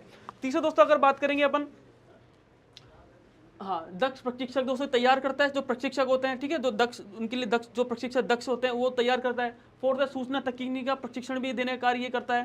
तो अगला है अनुदेशन सामग्री के विकास करने का भी कार्य करता है। इसका दोस्तों देखेंगे शिक्षा में सामुदायिक कार्य व मार्गदर्शक कार्यक्रमों को भी प्रोत्साहन देता है। इसका दोस्तों अपन देखिए कार्यरत शिक्षकों को कार्य स्थल पर दोस्तों ऑन साइट दोस्तों ये सपोर्ट भी देने का कार्य करता है। फिर इसके बाद दोस्तों अपन बात करेंगे माध्यमिक शिक्षा हेतु महत्वपूर्ण विषयों पर भी दोस्तों हम देखते हैं जो शैक्षिक शोध है वो भी दोस्तों ये करवाता। दोस्तों ध्यान रखना है माध्यमिक शिक्षा के किसके लिए, माध्यमिक शिक्षा के लिए है। दोस्तों अपन देखेंगे आईएसने का संगठनात्मक स्वरूप। सबसे पहले दोस्तों हम देखते हैं प्राचार्य होता है जो कि हम देखते हैं जेडी के बराबर संयुक्त निदेशक के बराबर होता है। उपप्राचार्य होता है जो कि हम देखते हैं उप निदेशक समकक्ष होता है। प्रोफेसर दोस्तों होता है जिला शिक्षा जो अधिकारी उसके समकक्ष होता है। ट्यूटर होता है दोस्तों हम देखेंगे प्रधानाचार्य के समकक्ष होता है, ठीक है ना। दोस्तों हम देखेंगे व्याख्याता होता है कि हम शाला व्याख्याता या अधिकारी समकक्ष ये रहता है। लास्ट है अनुदेशक अधिकारी इसका होता है। लास्ट दोस्तों हम देखते हैं कि हायर किंग लास्ट में आता है अनुदेशक अधिकारी। फिर दोस्तों अपन देखते हैं आईएससी के विभाग। टोटल दोस्तों हम देखें टोटल 8 विभाग है। 8 में से हम देखेंगे 7 तो अकादमिक है और 1 प्रशासनिक इसका विभाग है। तो हम देखते हैं पहला है शैक्षिक आधार विभाग, शैक्षिक आधार विभाग, शैक्षिक आधार विभाग। सेकंड है सेवारत शिक्षा एवं प्रसार सेवा विभाग। तीसरा दोस्तों हम देखेंगे विशिष्ट शिक्षा विभाग, तो तीसरा कौन सा विशिष्ट शिक्षा। फोर्थ शोध विभाग, शोध विभाग, शोध विभाग। पांचवा दोस्तों हम देखेंगे योजना विभाग, प्लानिंग विभाग, योजना विभाग। छठा दोस्तों हम देखेंगे प्राथमिक शिक्षा विभाग। सातवां दोस्तों हम देखेंगे शैक्षिक प्रौद्योगिकी विभाग। और दोस्तों लास्ट सबसे हम देखेंगे कि शैक्षिक प्रबंधन एवं प्रशासन विभाग। दोस्तों ये इसका रहता है। फिर दोस्तों अपन बात करें राजस्थान में 2 आईएससी संस्थान काम करते हैं। पहला है बीकानेर, सेकंड है अजमेर काम करता है। तो हम देखेंगे राजकीय उच्च अध्ययन शिक्षक संस्थान में हम देखें बीकानेर, क्योंकि हम देखें दोस्तों इसकी स्थापना 1940 के अंदर हुई थी। 56 के अंदर बीएड में इसको मान्यता प्राप्त हुई। 70 के अंदर इसको जो एमएड करती उसकी मान्यता प्राप्त हुई। और 19 सितंबर 1988 के अंदर दोस्तों हम देखते हैं इसको आईएससी की स्थापना हम देखते हैं मान्यता प्राप्त हुई। दोस्तों इसका आदर्श वाक्य था या विद्या विमुखरम। हम देखते हैं इसका हम देखते हैं आदर्श वाक्य दोस्तों यह राजस्थान का पहला पुराना आईएससी इसको माना जाता है। इसका दोस्तों अपन देखेंगे कि वरिष्ठ 2 स्तर के प्रशिक्षण प्रदान करता है। दोस्तों सेवारत है, ठीक है ना।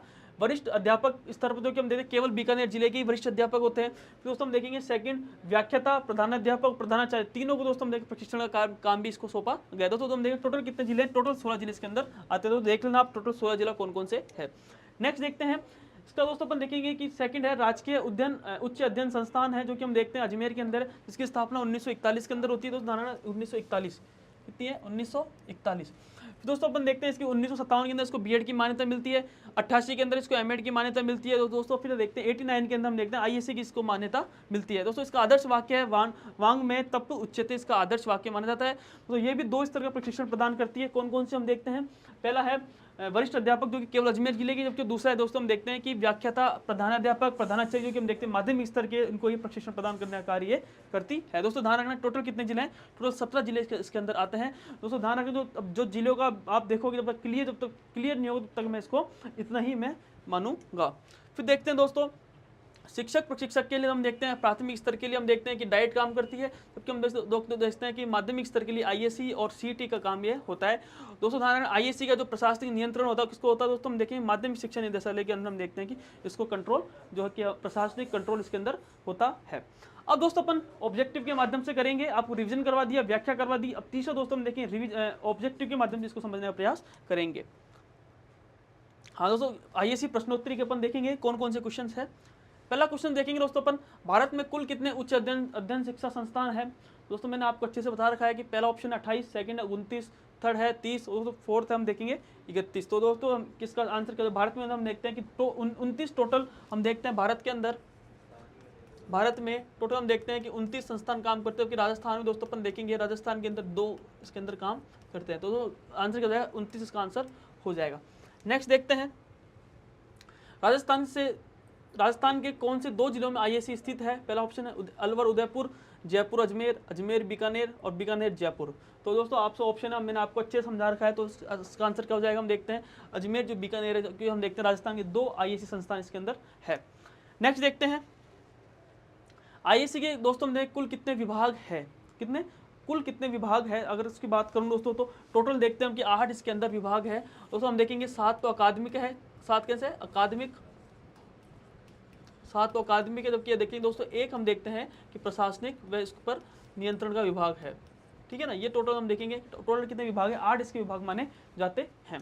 नेक्स्ट देखते हैं आईएएससी की दोस्तों फुल फॉर्म क्या है। दोस्तों 100% आपके एग्जाम के अंदर पूछते हैं एग्जाम, ठीक है ना। फुल फॉर्म क्या है, पहला ऑप्शन है institute of advance studies in education, second है institute of advance study in education, third है institute of academy study in education, fourth दोस्तों institute of academic in study in education. दोस्तों इसका answer क्या होगा फटाफट बताइए इसका आंसर। दोस्तों इसका आंसर इंस्टीट्यूट ऑफ हम देखेंगे एडवांस स्टडीज, ठीक है ना, एडवांस्ड स्टडीज, ठीक है, एडवांस्ड स्टडीज इन एजुकेशन। दोस्तों इसका ये आंसर हो जाएगा, ठीक है, एडवांस्ड, तो ना एडवांस्ड आएगा, CED और इसके अंदर आएगा, ठीक है। नेक्स्ट देखते हैं IASC के निम्न में से कौन सा विभाग इसके अंदर, दोस्तों हम देखते हैं कौन सा विभाग नहीं है। तो पहला ऑप्शन है शोध विभाग, सेकंड है विशिष्ट शिक्षा विभाग, शैक्षिक आधार विभाग, उसमें अकादमिक विभाग। कौन सा इसके अंदर विभाग नहीं है, तो दोस्तों हम देखेंगे शैक्षिक अकादमिक विभाग इसके अंदर नहीं है। नेक्स्ट देखते हैं राजकीय उच्च अध्ययन शिक्षा संस्थान बीकानेर की स्थापना कब की गई थी। तो ऑप्शन है कि बीकानेर की जो स्थापना है राजकीय उच्च अध्ययन संस्थान कब की गई थी। ऑप्शन है 1950, 1945, 1940, 1935। तो इसका आंसर हो जाएगा, हम देखते हैं 1940 के अंदर हम देखते हैं बीकानेर की, जबकि अजमेर की 1941 के अंदर अजमेर की गई थी। नेक्स्ट देखते हैं राजकीय उच्च अध्ययन संस्थान अजमेर की स्थापना की कब की गई। तो ऑप्शन है 41, 42, 43, 44। तो इसका आंसर दोस्तों हम देखेंगे 1941 इसका आंसर हो जाएगा। नेक्स्ट देखते हैं माध्यमिक स्तर की शिक्षक शिक्षा में सर्वोच्च स्थान निम्नलिखित में किसका है। तो हम देखेंगे जो माध्यमिक स्तर की शिक्षक शिक्षा में सर्वोच्च स्थान हम देखते हैं, सर्वोच्च हम देखते हैं कि जो स्थान रखती है वो कौन से ऑप्शन है। डाइट, सेकंड है ISC, तीसरी है CTE, दोस्तों फोर्थ है BSER। तो दोस्तों फटाफट इसका आंसर बताइए, फटाफट क्या होगा इसका आंसर। हम देखेंगे कि IASC हम देखते हैं कि सर्वोच्च जो कि ये स्थान अपना जो शिक्षक शिक्षा में स्थान रखती है माध्यमिक स्तर के लिए। नेक्स्ट देखेंगे IASC का दोस्तों हम देखेंगे उद्देश्य है कि पहला उद्देश्य कि माध्यमिक शिक्षा में शैक्षिक नवाचार हेतु शिक्षकों को जागरूक करना, सेकंड है सूचना तकनीकी का प्रशिक्षण देना, तीसरा है दक्ष प्रशिक्षक तैयार करना, तो फोर्थ है कि उपरोक्त सभी। तो दोस्तों हम देखेंगे इसका आंसर जाएगा उपरोक्त सभी, इसका आंसर हो जाएगा। हम देखते हैं तीनों इसके उद्देश्य माने जाते हैं। नेक्स्ट है राजकीय उच्च अध्ययन शिक्षा संस्थान बीकानेर का आदर्श वाक्य क्या है। ऑप्शन है या विद्याय विमुखरम, वांग में तप उच्यते, सिद्धिर भवति कर्म जा, फोर्थ है अभ्युत्थानम। तो सब फटाफट बताइए इसका आंसर क्या होगा। हम देखेंगे कि इसका आंसर फटाफट बताइए कि क्या होगा। तो ऑप्शन देखेंगे दोस्तों कि इसके अंदर हो जाएगा कि ये या विद्याय विमुखरम, हम देखते हैं कि इसका हम देखते हैं कि आदर्श वाक्य इसका हो जाएगा। नेक्स्ट देखते हैं IASC का सर्वोच्च पदाधिकारी प्राचार्य होता है, वह किस पद के समकक्ष होता है। तो ऑप्शंस है उपनिदेशक, सेकंड है संयुक्त निदेशक, तीसरा है व्याख्याता, फोर्थ है जिला शिक्षा अधिकारी। दोस्तों फटाफट बताइए इसका। पहला है उपनिदेशक, सेकंड है संयुक्त निदेशक, तीसरा व्याख्याता, फोर्थ है जिला शिक्षा अधिकारी। तो दोस्तों हम देखते हैं कि ये संयुक्त निदेशक के जो रैंक का ये प्राचार्य होता है। नेक्स्ट देखते हैं निम्न में से किन सेवारत अध्यापकों को उच्च अध्ययन शिक्षा संस्थान प्रशिक्षण प्रदान करता है। पहला ऑप्शन है वरिष्ठ अध्यापक, सेकंड है व्याख्याता, तीसरा है व्याख्याता तथा वरिष्ठ अध्यापक, फोर्थ है वरिष्ठ अध्यापक तथा उच्च प्राथमिक विद्यालय के अध्यापक। दोस्तों इसका आंसर फटाफट बताइए। दोस्तों मैंने आपको अच्छे से बताया था कि राजकीय उच्च अध्ययन संस्थान IASC के द्वारा हम 2 स्तर के प्रशिक्षण दिए जाते हैं। पहला तो हम देखते हैं वरिष्ठ अध्यापक को, सेकंड देखते हैं दोस्तों हम देखते हैं व्याख्याता, प्रधानाध्यापक या फिर दोस्तों हम देखें प्रधानाचार्य के समकक्ष जो माध्यमिक स्तर के होते हैं उनको दिया जाता है प्रशिक्षण। दोस्तों ऑप्शन है व्याख्याता को दिया जाता है, दोस्तों हम देखें दूसरा वरिष्ठ अध्यापक को ये दिया, तो C इसका आंसर हो जाएगा। नेक्स्ट देखते हैं हाँ राजकीय उच्च अध्ययन शिक्षा संस्थान अजमेर के अंतर्गत निम्नलिखित में से कौन से जिले दोस्तों कार्मिकों को प्रशिक्षण नहीं दिया जाता है। पहला ऑप्शन है भरतपुर, सेकंड है धौलपुर, तीसरा दोस्तों करौली, दोस्तों 4 है अलवर। तो दोस्तों मैंने आपको बताया है टोटल हम देखते हैं कि अजमेर के अंदर 17 जिले इसके अंदर काम करते हैं और 17 जिले में से दोस्तों हम देखते हैं कि टोटल 17 जिले हैं जिसमें हम देखते हैं कि जो कि अलवर है दोस्तों हम देखेंगे अलवर जो कि हम बीकानेर क्षेत्र के उसके कार्य उसमें काम ये करता है। तो इसका आंसर अलवर जो कि हम देखते हैं कि कौन सा प्रशिक्षण नहीं दिया जाता, अजमेर के अंदर ये नहीं आता है। नेक्स्ट देखते हैं उच्च अध्ययन संस्थान में प्रशिक्षण दिया जाता है वरिष्ठ शिक्षक को, प्रधानाध्यापक प्रधानाचार्य को, तीसरा है व्याख्याता को और दोस्तों फोर्थ है D उपरोक्त सभी को।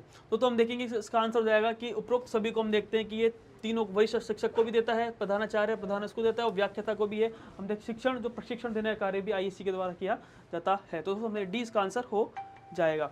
नेक्स्ट देखेंगे दोस्तों इसके अलावा हम देखेंगे लास्ट दोस्तों लास्ट क्वेश्चन है ये कि राजस्थान में कुल कितने IASC संस्थान काम करते हैं।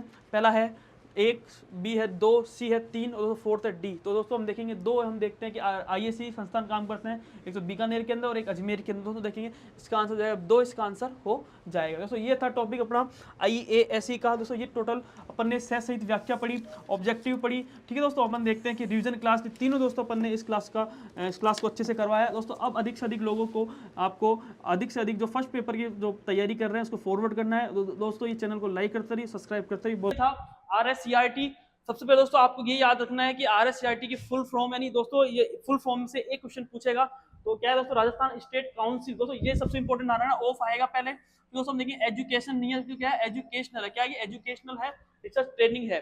दोस्तों देखिए इसका एनसीईआरटी हम देखते हैं कि केंद्र स्तर पर एनसीईआरटी कार्य करती है, उसी द्वारा हम देखते हैं राज्य स्तर पर RSCRT के द्वारा कार्य किया जाता है। तो राज्य की सर्वोच्च शैक्षिक संस्था के रूप में ये कार्य करती है। दोस्तों अपन देखेंगे कि इसकी स्थापना, तो सबसे इंपॉर्टेंट ये है कि इसकी स्थापना 11 नवंबर 1978 की इसकी स्थापना होती है। स्थान दोस्तों हम देखेंगे उदयपुर है। किस कमेटी की सिफारिश पर, हम देखते हैं RC मेहरोत्रा कमेटी की सिफारिश पर होती है, ठीक है ना। दोस्तों अपन देखेंगे 14 अगस्त 2018 को SIERT दोस्तों पहले काम करती थी, इसका नाम परिवर्तित कर दिया और क्या कर दिया गया, RSCRT के नाम से इसको जाना जाता है। दोस्तों पहले ये स्वायत्त ऑटोनोमस बॉडी थी। अब जो दोस्तों अपन देखते हैं कि ये एक प्रकार से राज्य की संस्था बन गई है। जनवरी 2002 से हम देखते हैं कि ये राज्य संस्था के रूप में कार्य कर रही है। दोस्तों अपन देखेंगे कि इसकी नोडल एजेंसी प्रारंभिक शिक्षा निदेशालय इसकी नोडल एजेंसी मानी जाती है। फिर इसके अलावा दोस्तों अपन देखेंगे RSCRT के लोगो व आधार वाक्य के अंदर देखते हैं, राजस्थान के मानचित्र के अंदर दोस्तों अपन देखेंगे कि बतख है, और आदर्श वाक्य दोस्तों अपन देखेंगे उद्भुतव्य दव्य समनस्य सखा, इसके हम देखते हैं कि आदर्श वाक्य माने जाते हैं। इसके बाद दोस्तों अपन देखेंगे RSCRT के उद्देश्य कौन कौन से है। पहला तो दोस्तों अपन देखेंगे तो मेन चीज यही है कि इसका मेन चीज की कैसे गुणवत्तापूर्ण शिक्षा मिले, और कैसे दोस्तों की शैक्षिक जो कमी है उसको कैसे चुनौती के रूप में स्वीकार करे और उसका अनुसंधान करे, उसकी खोज करे, ये इसका मेन पर्पज माना जाता है, ठीक है। फिर दोस्तों अपन देखेंगे कि विद्यालय शिक्षा में गुणवत्तापूर्ण उन्नयन शिक्षा मिले और कैसे शैक्षिक चुनौतियों की समाधान की खोजने को भी ये माना जाता है। दोस्तों अपन देखेंगे RSCRT के संगठनात्मक स्वरूप कौन कौन से है। सबसे पहले सबसे पहले दोस्तों अपन देखेंगे निदेशक होता है, जो कि एक RS के समकक्ष होता है, जो कि हम देखते हैं राज्य सरकार की नियुक्ति द्वारा ये किया जाता है। अतिरिक्त निदेशक होता है, जो कि हम देखते हैं राजस्थान शिक्षा सेवा से लिया जाता है इसको, ठीक है। दोस्तों अपन देखिए प्रोफेसर होता है, जो कि हम देखते हैं संयुक्त शिक्षक जो निदेशक समकक्ष लिया जाता है। प्रोफेसर 1 होता है, जो कि हम देखते हैं उप निदेशक समकक्ष माना जाता है। दोस्तों देखिए प्रोफेसर 2 होता है, जो कि हम देखते हैं जिला शिक्षा अधिकारी के समकक्ष ये रहता है। दोस्तों अपन देखिए एसोसिएट जो प्रोफेसर होता है, जो हम देखते हैं प्रधानाचार्य के समकक्ष माना जाता है। फिर इसके बाद दोस्तों अपन देखेंगे कि असिस्टेंट प्रोफेसर होता है, जो कि हम देखते हैं व्याख्याता के समकक्ष माना जाता है। दोस्तों ध्यान रखना ये सबसे इंपॉर्टेंट है, निदेशक कौन होता है, इसका अध्यक्ष होता है, जो कि हम देखते हैं RS अधिकारी के रूप में होता है, जो कि हम देखते हैं कि ये एक प्रकार से राज्य सरकार द्वारा नियुक्त माना जाता है। अब दोस्तों ये है RSCRT की समिति। दोस्तों 5वां हम देखेंगे पॉइंट है कि RSCRT की समिति यहाँ पहली है शासी परिषद, सेकंड है निष्पादन परिषद। दोस्तों वही सेम है कि शासी परिषद जो कि हम देखते हैं नीति निर्माण करती है, जबकि हम देखते हैं निष्पादन परिषद नीतियों को क्रियान्वित करने का कार्य करती है। इसका अध्यक्ष शिक्षा मंत्री होता है, जो सभापति को ना शिक्षा सचिव का सभापति होता है। तो जानना कितने विभाग है इसके, टोटल 6 विभाग इसके माने जाते हैं।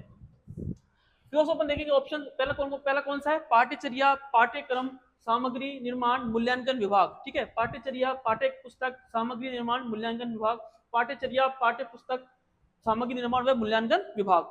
गणित व विज्ञान विभाग इसके अंदर होता है, भाषा विभाग, सामाजिक विज्ञान विभाग और शैक्षिक मापन व मूल्यांकन विभाग इसके अंदर आता है। तो सेकंड हम देखेंगे शैक्षिक अनुसंधान सर्वेक्षण आकलन एवं नीति परिप्रेक्ष्य विभाग। तो नाम वापस बोलो, शैक्षिक अनुसंधान, ठीक है, शैक्षिक अनुसंधान सर्वेक्षण आकलन एवं नीति परिप्रेक्ष्य विभाग। ध्यान रखना कहां पर, उदयपुर के अंदर ये माना जाता है। नेक्स्ट देखेंगे कि शिक्षक शिक्षा विभाग दोस्तों हम देखेंगे उदयपुर के अंदर है। यही सेम सेवा पूर्व सेवारत प्रशिक्षण देने का कार्य करती है। बजट जारी करने का कार्य भी इसके द्वारा किया जाता है। पूरी मॉनिटरिंग यही करती है, ठीक है ना। हम देखते हैं कि ISC CET जितने भी ये प्रशिक्षण संस्था फैकल्टी के रूप में प्रशिक्षण देने का कार्य भी हम देखते हैं शिक्षा विभाग के द्वारा ये किया जाता है। देखते हैं इसके अलावा दोस्तों सबसे इंपॉर्टेंट ये शैक्षिक सूचना संचार प्रौद्योगिकी विभाग कहाँ पर है, अजमेर के अंदर है। और दोस्तों ये ई कंटेंट के रूप में कार्य करती है, ठीक है। और प्रशासन जितना भी प्रसारण होता है हम देखते हैं कि जितना भी ये शिक्षा दर्शन है, शिक्षा वाणिज्य उसका भी ऑनलाइन करने का कार्य ये किया जाता है। दीक्षा राइज का संचालन इसके द्वारा होता है। कंप्यूटर जो भी क्रिया होती है हम वो सब ये विभाग देखता है। तो हम देखेंगे 5वां विभाग है सर्वांगीण विकास व सामाजिक न्याय विभाग। कौन सा है, सर्वांगीण विकास एवं सामाजिक न्याय विभाग, सर्वांगीण विकास एवं सामाजिक न्याय विभाग। दोस्तों ये कार्य हम देखते हैं ये 5वां विभाग है, जिसमें हम देखते हैं बालिका शिक्षा को प्रोत्साहन देना हो, ठीक है, जनसंख्या को के बारे में कोई कार्यक्रम चलाना हो, ठीक है, स्वास्थ्य शिक्षा कार्यक्रम हो कोई, या फिर दोस्तों SC ST अल्पसंख्यक के लिए कोई सा भी हम देखते हैं प्रशिक्षण देने का कार्य भी इसके द्वारा हम देखते हैं किया जाता है। फिर देखते हैं लास्ट दोस्तों नहीं, प्रशासनिक व अकादमिक आयोजना व प्रबंधन में वित्त विभाग होता है। दोस्तों ये लेखा जोखा कार्य होता है और सभी विभागों की धोरी भी इसको ही माना जाता है। फिर देखते हैं दोस्तों RSCRT के प्रमुख कार्य कौन कौन से है। तो सबसे इंपॉर्टेंट चीज यही है कि आरएससीईआरटी की जो कार्य पहला है कि 1 से लेकर 12वीं तक के शैक्षिक प्राधिकरण के रूप में हम देखते हैं कार्य करता है। सेकंड अपन देखेंगे कि प्रारंभिक शिक्षा, माध्यमिक शिक्षा, बीएसईआर या फिर अपन देखते हैं जितने भी आरएसटीबी हुआ, समग्र शिक्षा अभियान, इसके अंदर समन्वय कोऑर्डिनेशन बिठाता है और उस पर ये कार्य करता है। तीसरा दोस्तों अपन देखेंगे राज्य सरकार के लिए शैक्षिक सलाहकार के रूप में भी इसके द्वारा कार्य किया जाता है। फिर देखेंगे दोस्तों कि राज्य के शैक्षिक अनुसंधान व शोध कार्य का भी इसका प्रमुख इसका कार्य माना जाता है। ठीक है दोस्तों, अपन देखिए शिक्षक प्रशिक्षण की नोडल एजेंसी के रूप में भी ये प्रशिक्षण में संबंधित गतिविधियों को सुचारू रूप से भी कार्य इसके द्वारा किया जाता है। दोस्तों अपन देखेंगे निष्ठा, दीक्षा, अन्य ऑनलाइन जितने भी प्रशिक्षण होते हैं उसका भी कार्य इसके द्वारा किया जाता है। दोस्तों धारणा विद्यालय शिक्षा हेतु शैक्षिक नीति, शैक्षिक नीति निर्धारण, उसका निर्धारण, उसका पाठ्यचर्या व मूल्यांकन प्रक्रिया पर हम देखते हैं कि जितना भी इसका कंप्लीटली दोस्तों पहला विभाग था, ठीक है ना, उस पर हम देखते हैं राज्य की शैक्षिक प्राधिकारी परिषद के रूप में इसका मेन कार्य माना जाता है। दोस्तों अपन देखेंगे नौवा है शिक्षक प्रशिक्षण संस्थाओं का नियंत्रण करता है, पर्यवेक्षण करता है और कोऑर्डिनेशन का काम भी इसके द्वारा किया जाता है। उदाहरण एक कक्षा 1 से लेकर 8 का जो पाठ्यक्रम का निर्माण होता है, ये दोस्तों ध्यान रखना, 1 से 8 कक्षा 1 से 8 तक का जो पाठ्यक्रम का निर्माण होता है किसके द्वारा किया जाता है, आरएससीईआरटी के द्वारा किया जाता है। जबकि हम देखते हैं कक्षा 9 से लेकर कक्षा 12 तक का जो पाठ्यक्रम निर्माण है वो बीएसईआर के द्वारा किया जाता है। जबकि हम देखते हैं आरएसटीएबी का दोस्तों हम देखते हैं कि इसका मुद्रण व इसका वितरण कार्य इसका माना जाता है। उदाहरण केंद्र सरकार की हम देख लास्ट है केंद्र सरकार द्वारा प्रवर्तित योजना है, उस योजना को लागू कराने का कार्य भी हम देखते हैं कि आरएससीईआरटी का माना जाता है। तो ये था आरएससीईआरटी। अब दोस्तों अपन ऑब्जेक्टिव क्वेश्चंस पे चलेंगे, एक एक क्वेश्चंस के साथ चलेंगे। दोस्तों टॉपिक है आरएससीईआरटी और आरएससीईआरटी में हम देखते हैं कौन कौन से इसके अंदर ऑब्जेक्टिव क्वेश्चंस है। हाँ तो पहला पॉइंट अपन देखेंगे, पहला क्वेश्चन है आरएससीईआरटी या एसआईआरटी उदयपुर से संबंधित कौन सा इसके अंदर नहीं है, कौन सा संबंधित नहीं है, कौन सा हम देखेंगे संबंधित नहीं है। ठीक है, स्थापना दोस्तों हम देखेंगे 11 नवंबर 1978 को उदयपुर के अंदर हुई। ठीक है, स्थापना को भी दोस्तों हम देखेंगे 11 नवंबर 1978 को। माध्यमिक शिक्षा के अधीन आज की संस्था है ये। Professor R C Malhotra committee अभिसंस्थापक इसकी कमेटी बनी थी और दोस्तों 14 अगस्त 2018 को आरएससीईआरटी का नामकरण दिया गया था। दोस्तों देखेंगे 4 में से कौन सा आंसर हो जाएगा, हम देखेंगे ये आंसर हो जाएगा माध्यमिक नहीं दोस्तों, हम देखेंगे प्रारंभिक शिक्षा के अधीन ये काम करती है। सेकंड देखेंगे राजस्थान में विद्यालय एवं मूल्यांकन शिक्षा के योजना निर्माण क्रियान्वयन व हम देखेंगे मूल्यांकन के लिए सर्वोच्च शैक्षिक संगठन कौन सा है। दोस्तों आपको मैंने अच्छे से समझाया था कि आरएससीईआरटी के कार्य के अंदर राजस्थान में विद्यालय मूल्यांकन शिक्षा के योजना निर्माण क्रियान्वयन मूल्यांकन के लिए सर्वोच्च शैक्षिक संस्था कौन सी दोस्तों कार्य करती है। हमने देखा था कि दोस्तों मूल्यांकन जितना भी हम निर्माण क्रियान्वयन मूल्यांकन सब तो हम देखेंगे कि एसआईआरटी के द्वारा हम देखते हैं क्योंकि जो कि आज इसका नाम करके आरएससीईआरटी इसका नाम चेंज कर दिया गया। तो हम देखते हैं 14 अगस्त 2018 को हम देखते हैं कि इसका नाम परिवर्तन कर दिया गया था। ठीक है दोस्तों, ये ध्यान रखना, इसका आंसर हो जाएगा। नेक्स्ट देखते हैं, हाँ राजस्थान राज्य शैक्षिक अनुसंधान एवं प्रशिक्षण संस्थान जो अब आरएससीईआरटी के नाम से जाना जाता है, स्थापना किस दिन व किस वर्ष हुई थी। ऑप्शन है 10 अक्टूबर 1970, 11 नवंबर 1978, 11 नवंबर 1987, 10 अक्टूबर 1987। तो दोस्तों मैंने आपको अच्छे समझाया था कि सबसे इंपॉर्टेंट चीज यही है 11 नवंबर 1978 को हम देखते हैं कि आरएससीईआरटी की स्थापना, क्योंकि दोस्तों हम देखते हैं पहले इसको एसआईआरटी के नाम से जाना जाता था, जबकि 14 अगस्त 2018 से हम देखते हैं इसका नाम परिवर्तित करके आरएससीईआरटी इसका नाम परिवर्तित कर दिया गया था। नेक्स्ट देखते हैं एसआईआरटी उदयपुर की स्थापना संबंधित कौन सी समिति है। हाँ दोस्तों ध्यान रखना, एसआईआरटी है उदयपुर की स्थापना संबंधित कौन सी कमेटी है, किस कमेटी पर इसके निर्माण हुआ था। पहला है मल्होत्रा कमेटी, सेकंड है जैसा कमेटी, प्री सत्यनारायण कमेटी और फोर्थ है मेहता कमेटी। दोस्तों मैंने आपको अच्छे समझाया था कि Malhotra committee, RC Malhotra committee की सिफारिश में हम देखते हैं कि एसआईआरटी हम देखते हैं अब पहले नाम था अब चेंज करके आरएससीईआरटी का नाम चेंज कर दिया गया। 14 अगस्त 2018 को उसका नाम चेंज करके कर दिया गया। तो आंसर है मल्होत्रा कमेटी। नेक्स्ट देखते हैं आरएससीईआरटी उदयपुर का निम्नलिखित में से कौन सा प्रभाग नहीं है। तो नाम पता चल रहा है कौन सा प्रभाग इसके अंदर नहीं है। तो ऑप्शंस है पाठ्यचर्या पाठ्य पुस्तक सामग्री निर्माण और मूल्यांकन प्रभाग, सेकंड है शिक्षक शिक्षा विभाग, तीसरा है सूचना एवं संचार प्रौद्योगिकी विभाग, तो चौथा है योजना एवं सर्वेक्षण विभाग। तो दोस्तों फटाफट बताइए इसका आंसर क्या होगा। हम देखते हैं कि इसका दोस्तों इन तीनों का हम देखेंगे, इसका कहां पर है उदयपुर के अंदर है, इसका भी हम देखते हैं कि शिक्षा उदयपुर के अंदर है, तो दोस्तों हम देखेंगे इसका कहां पर है अजमेर के अंदर, इसका कहां पर है अजमेर के अंदर। और दोस्तों इसका आंसर क्या हो जाएगा, हम देखते हैं कि योजना एवं सर्वेक्षण विभाग इसके अंदर नहीं, तो इसके अंदर जो प्रभाग है 6, इसके अंदर कितने विभाग टोटल दोस्तों हम देखेंगे, टोटल कितने हैं, टोटल हम देखेंगे 6 इसके विभाग माने जाते हैं। इसमें हम देखते हैं कि योजना एवं सर्वेक्षण विभाग इसके अंदर बिल्कुल भी नहीं है। नेक्स्ट देखते हैं आरएससीईआरटी यानी एसआईईआरटी का अध्यक्ष कौन होता है, ऑप्शन है निदेशक, संयुक्त निदेशक, उपनिदेशक, अतिरिक्त निदेशक।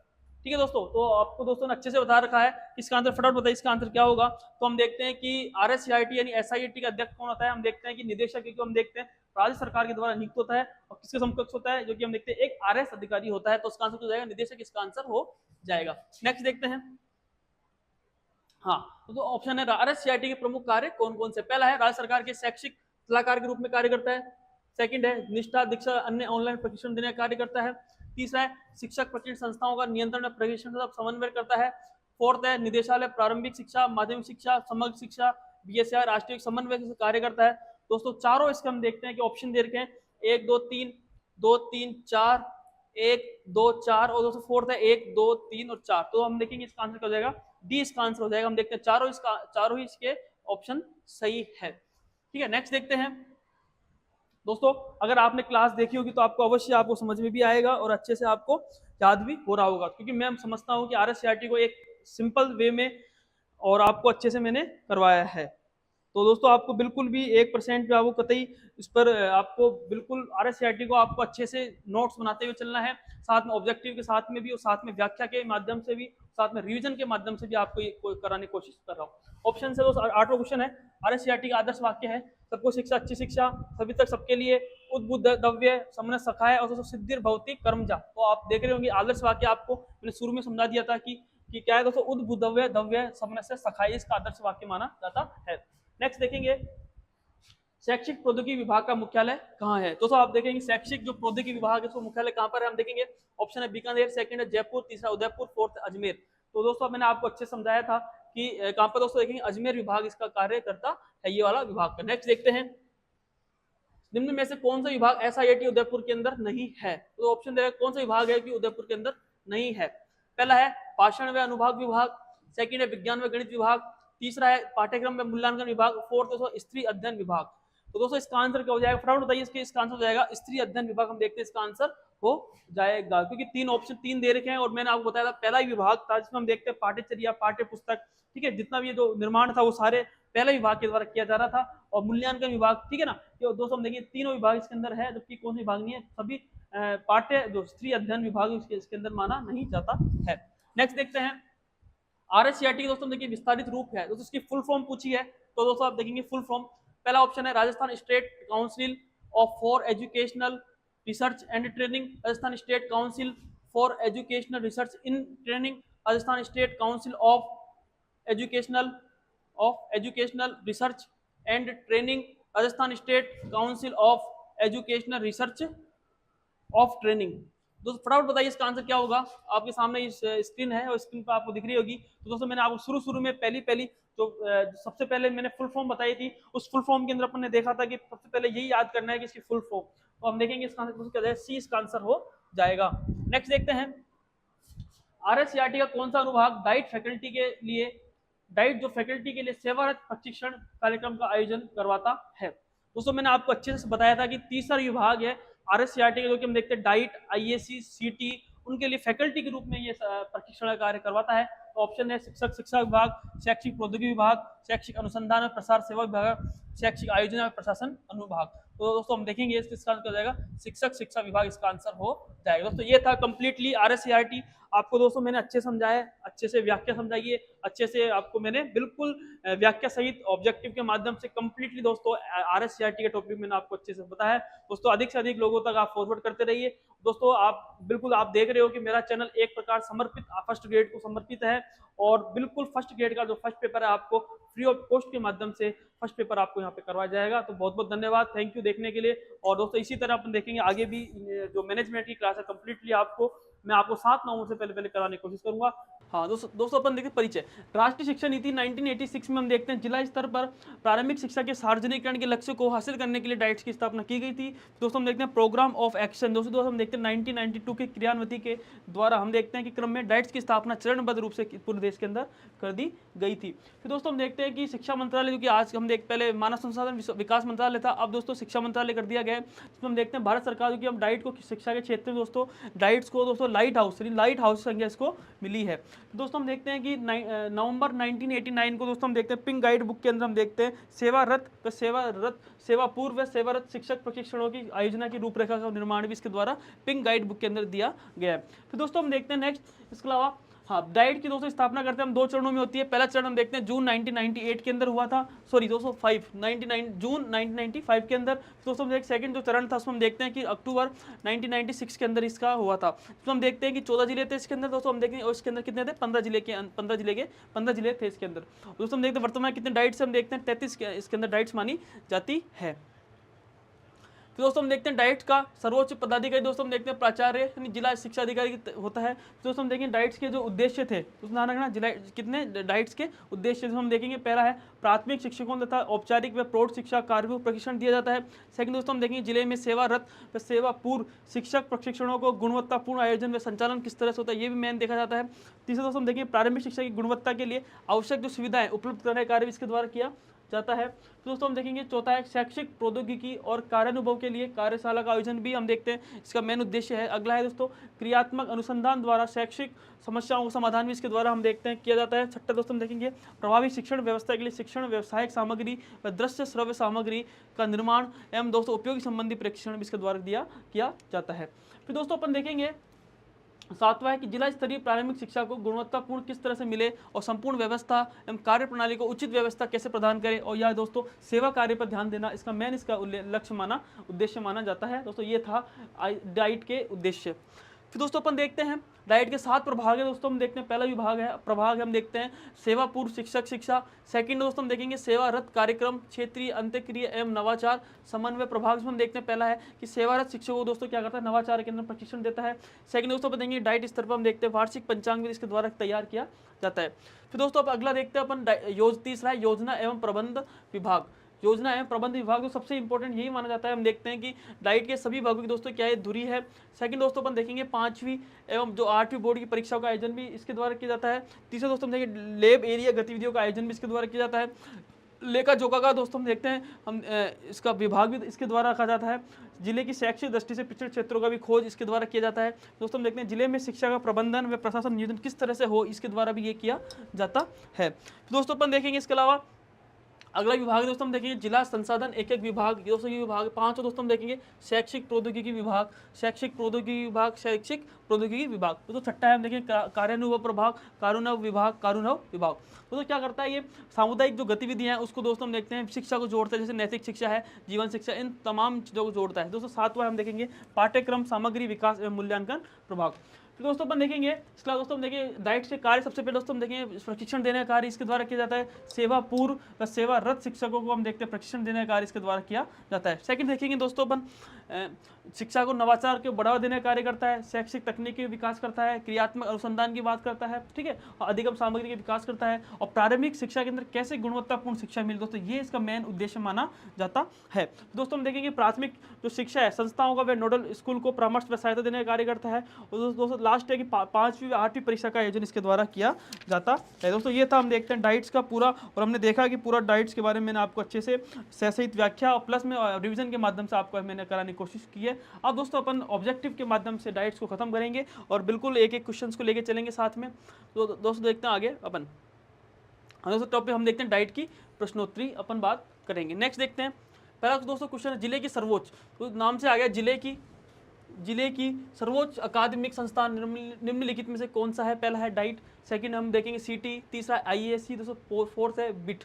तो दोस्तों क्या होगा इसका आंसर हम देखेंगे। तो दोस्तों हमने देखा था कि जिला स्तर पर तो हम देखते हैं कि जो सर्वोच्च अकादमिक संस्था दोस्तों हम डाइट है, जबकि हम दोस्तों हम देखते हैं कि जो राष्ट्रीय स्तर पर जो कार्य करती है वो हम देखते हैं दोस्तों कौन करती है, हम देखते हैं IASC के द्वारा किया जाता है। तो इसका आंसर दोस्तों क्या जाएगा, डाइट इसका आंसर हो जाएगा। नेक्स्ट देखते हैं पिंक बुक का दोस्तों हम देखते हैं प्रकाशन कब हुआ था, तो ऑप्शन है नवंबर 1989, नवंबर 1990, दिसंबर 1990 और दिसंबर 1989। दोस्तों इसका आंसर क्या होगा, हम देखते हैं नवंबर 1989 किसके हम देखते हैं पिंक बुक का प्रकाशन हुआ था।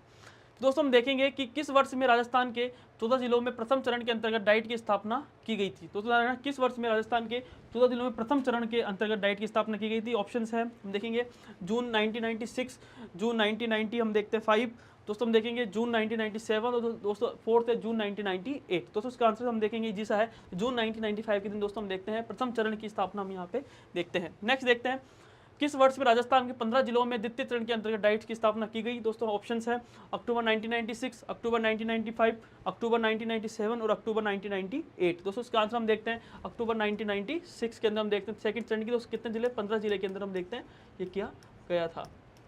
ठीक है, नेक्स्ट देखते हैं।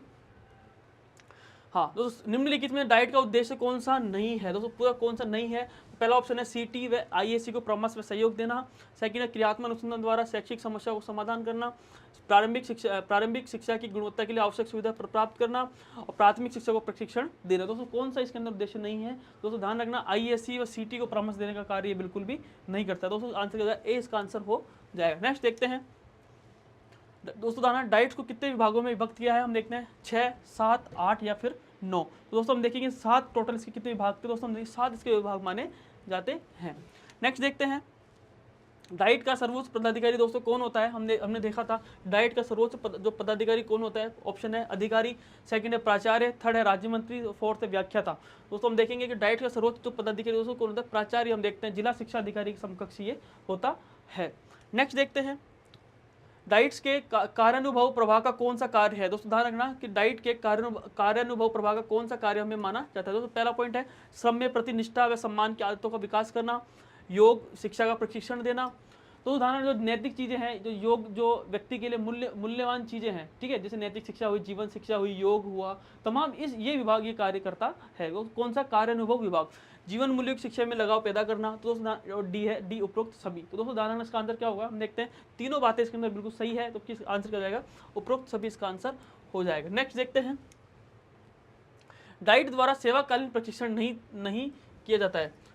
दोस्तों डाइट द्वारा सेवाकालीन प्रशिक्षण नहीं दिया जाता है। कौन से इसको दोस्तों हम देखते हैं सेवाकालीन प्रशिक्षण नहीं डाइट के द्वारा नहीं दिया जाता। ऑप्शन है L1 अध्यापक, सेकंड है L2 अध्यापक, तीसरा है प्राचार्य, फोर्थ है प्रधान अध्यापक। दोस्तों हमने देखा था कि सिर्फ और सिर्फ डाइट हम देखते हैं कि जिले स्तर पर प्रारंभिक शिक्षा के अंदर किस तरह सुधार और गुणवत्तापूर्ण शिक्षा मिले और किस तरह से हम देखते हैं प्रारंभिक शिक्षा पर ये काम करता है। 1 से 8वीं तक की क्लास को हम देखते हैं डाइट शिक्षा के प्रारंभिक शिक्षा के अंतर्गत ये माना जाता है। तो दोस्तों हम देखते हैं कि L1 अध्यापक ये भी गलत है, ये भी गलत है। और दोस्तों हम देखते हैं प्रधान HM भी हम देखते हैं 1 से लेकर 8वीं तक HM होता है, इसको हम देखते हैं कि प्राचार्य दोस्तों हम देखते हैं प्रिंसिपल के हम समक्ष ये माना जाता है। तो दोस्तों इसका आंसर प्राचार्य इसका आंसर हो जाएगा। नेक्स्ट देखते हैं हाँ तो डाइट्स के कौन कौन से कार्य है। पहला है शिक्षा में नवाचार को बढ़ावा, सेकंड अपन देखेंगे कक्षा 9वीं से 5वीं और 8वीं परीक्षा का आयोजन कराना, तीसरा अधिगम सामग्री के विकास करना, तो फोर्थ हम देखेंगे कि क्रियात्मक अनुसंधान को बढ़ावा देना। दोस्तों हम देखेंगे चारों ऑप्शन है 1, 3, 4, 1 व 4, 2, 3, 4 और फोर्थ है 1, 2, 3 व 4। तो दोस्तों हम देखेंगे इसका आंसर चारों ही हम देखते हैं कि डाइट्स के उद्देश्य माने जाते हैं। दोस्तों आंसर क्या हो जाएगा, डी इसका आंसर हो जाएगा। दोस्तों ये था हमारा आज का टॉपिक, इसमें हमने देखा कि कंप्लीटली दोस्तों मैंने डाइट को अच्छे से समझा दिया है। अब दोस्तों आपको अच्छे से याद करना है और दोस्तों रिवीजन के माध्यम से मैंने आपको बिल्कुल एक अच्छे कराने की कोशिश की है। अब दोस्तों आपको तय करना है कि याद कर दोस्तों मैंने रिवीजन प्लस हम देखते हैं व्याख्या और प्लस दोस्तों हम देखते हैं कि ऑब्जेक्टिव के माध्यम से अधिकतर क्वेश्चन मैंने कराने की कोशिश की है। दोस्तों आप इस चैनल से जुड़िए और अधिक से अधिक दोस्तों फर्स्ट गेट की जो फर्स्ट पेपर की तैयारी कर रहे हैं उन तक दोस्तों ये पहुंचाने की कृपा करें। दोस्तों इस चैनल को आप लाइक करें, सब्सक्राइब करें और दोस्तों अधिक से अधिक लोगों तक इसको पहुंचाएं। तो बहुत बहुत धन्यवाद, थैंक यू दोस्तों। अगली क्लास में अपन वापस मिलेंगे नए एक इंस्टीट्यूशन से साथ और दोस्तों अपन बात करेंगे नए हम अगला दोस्तों हम देखेंगे RSCRT है, ठीक है ना। आज दोस्तों थोड़ी तबीयत भी मेरी ऐसे नरम है, ठीक है ना, थोड़ा सा मैं गला भी थोड़ा सा थक गया है, ठीक है ना। तो क्योंकि अब दोस्तों मैं स्कूल में भी पढ़ाता हूँ तो बहुत मेरा गला बिल्कुल इस समय बोलने के अंदर भी थोड़ी दिक्कत मेरे आ रही है, ठीक है ना। अब दोस्तों धीरे धीरे अपन अगली क्लास के अंदर अपन बात करेंगे नए नए इंस्टीट्यूशन के साथ में और नए नए हम देखेंगे वीडियो के माध्यम से स्कूल मैनेजमेंट में कराने की पूरी कोशिश करूँगा। बहुत बहुत धन्यवाद, थैंक यू।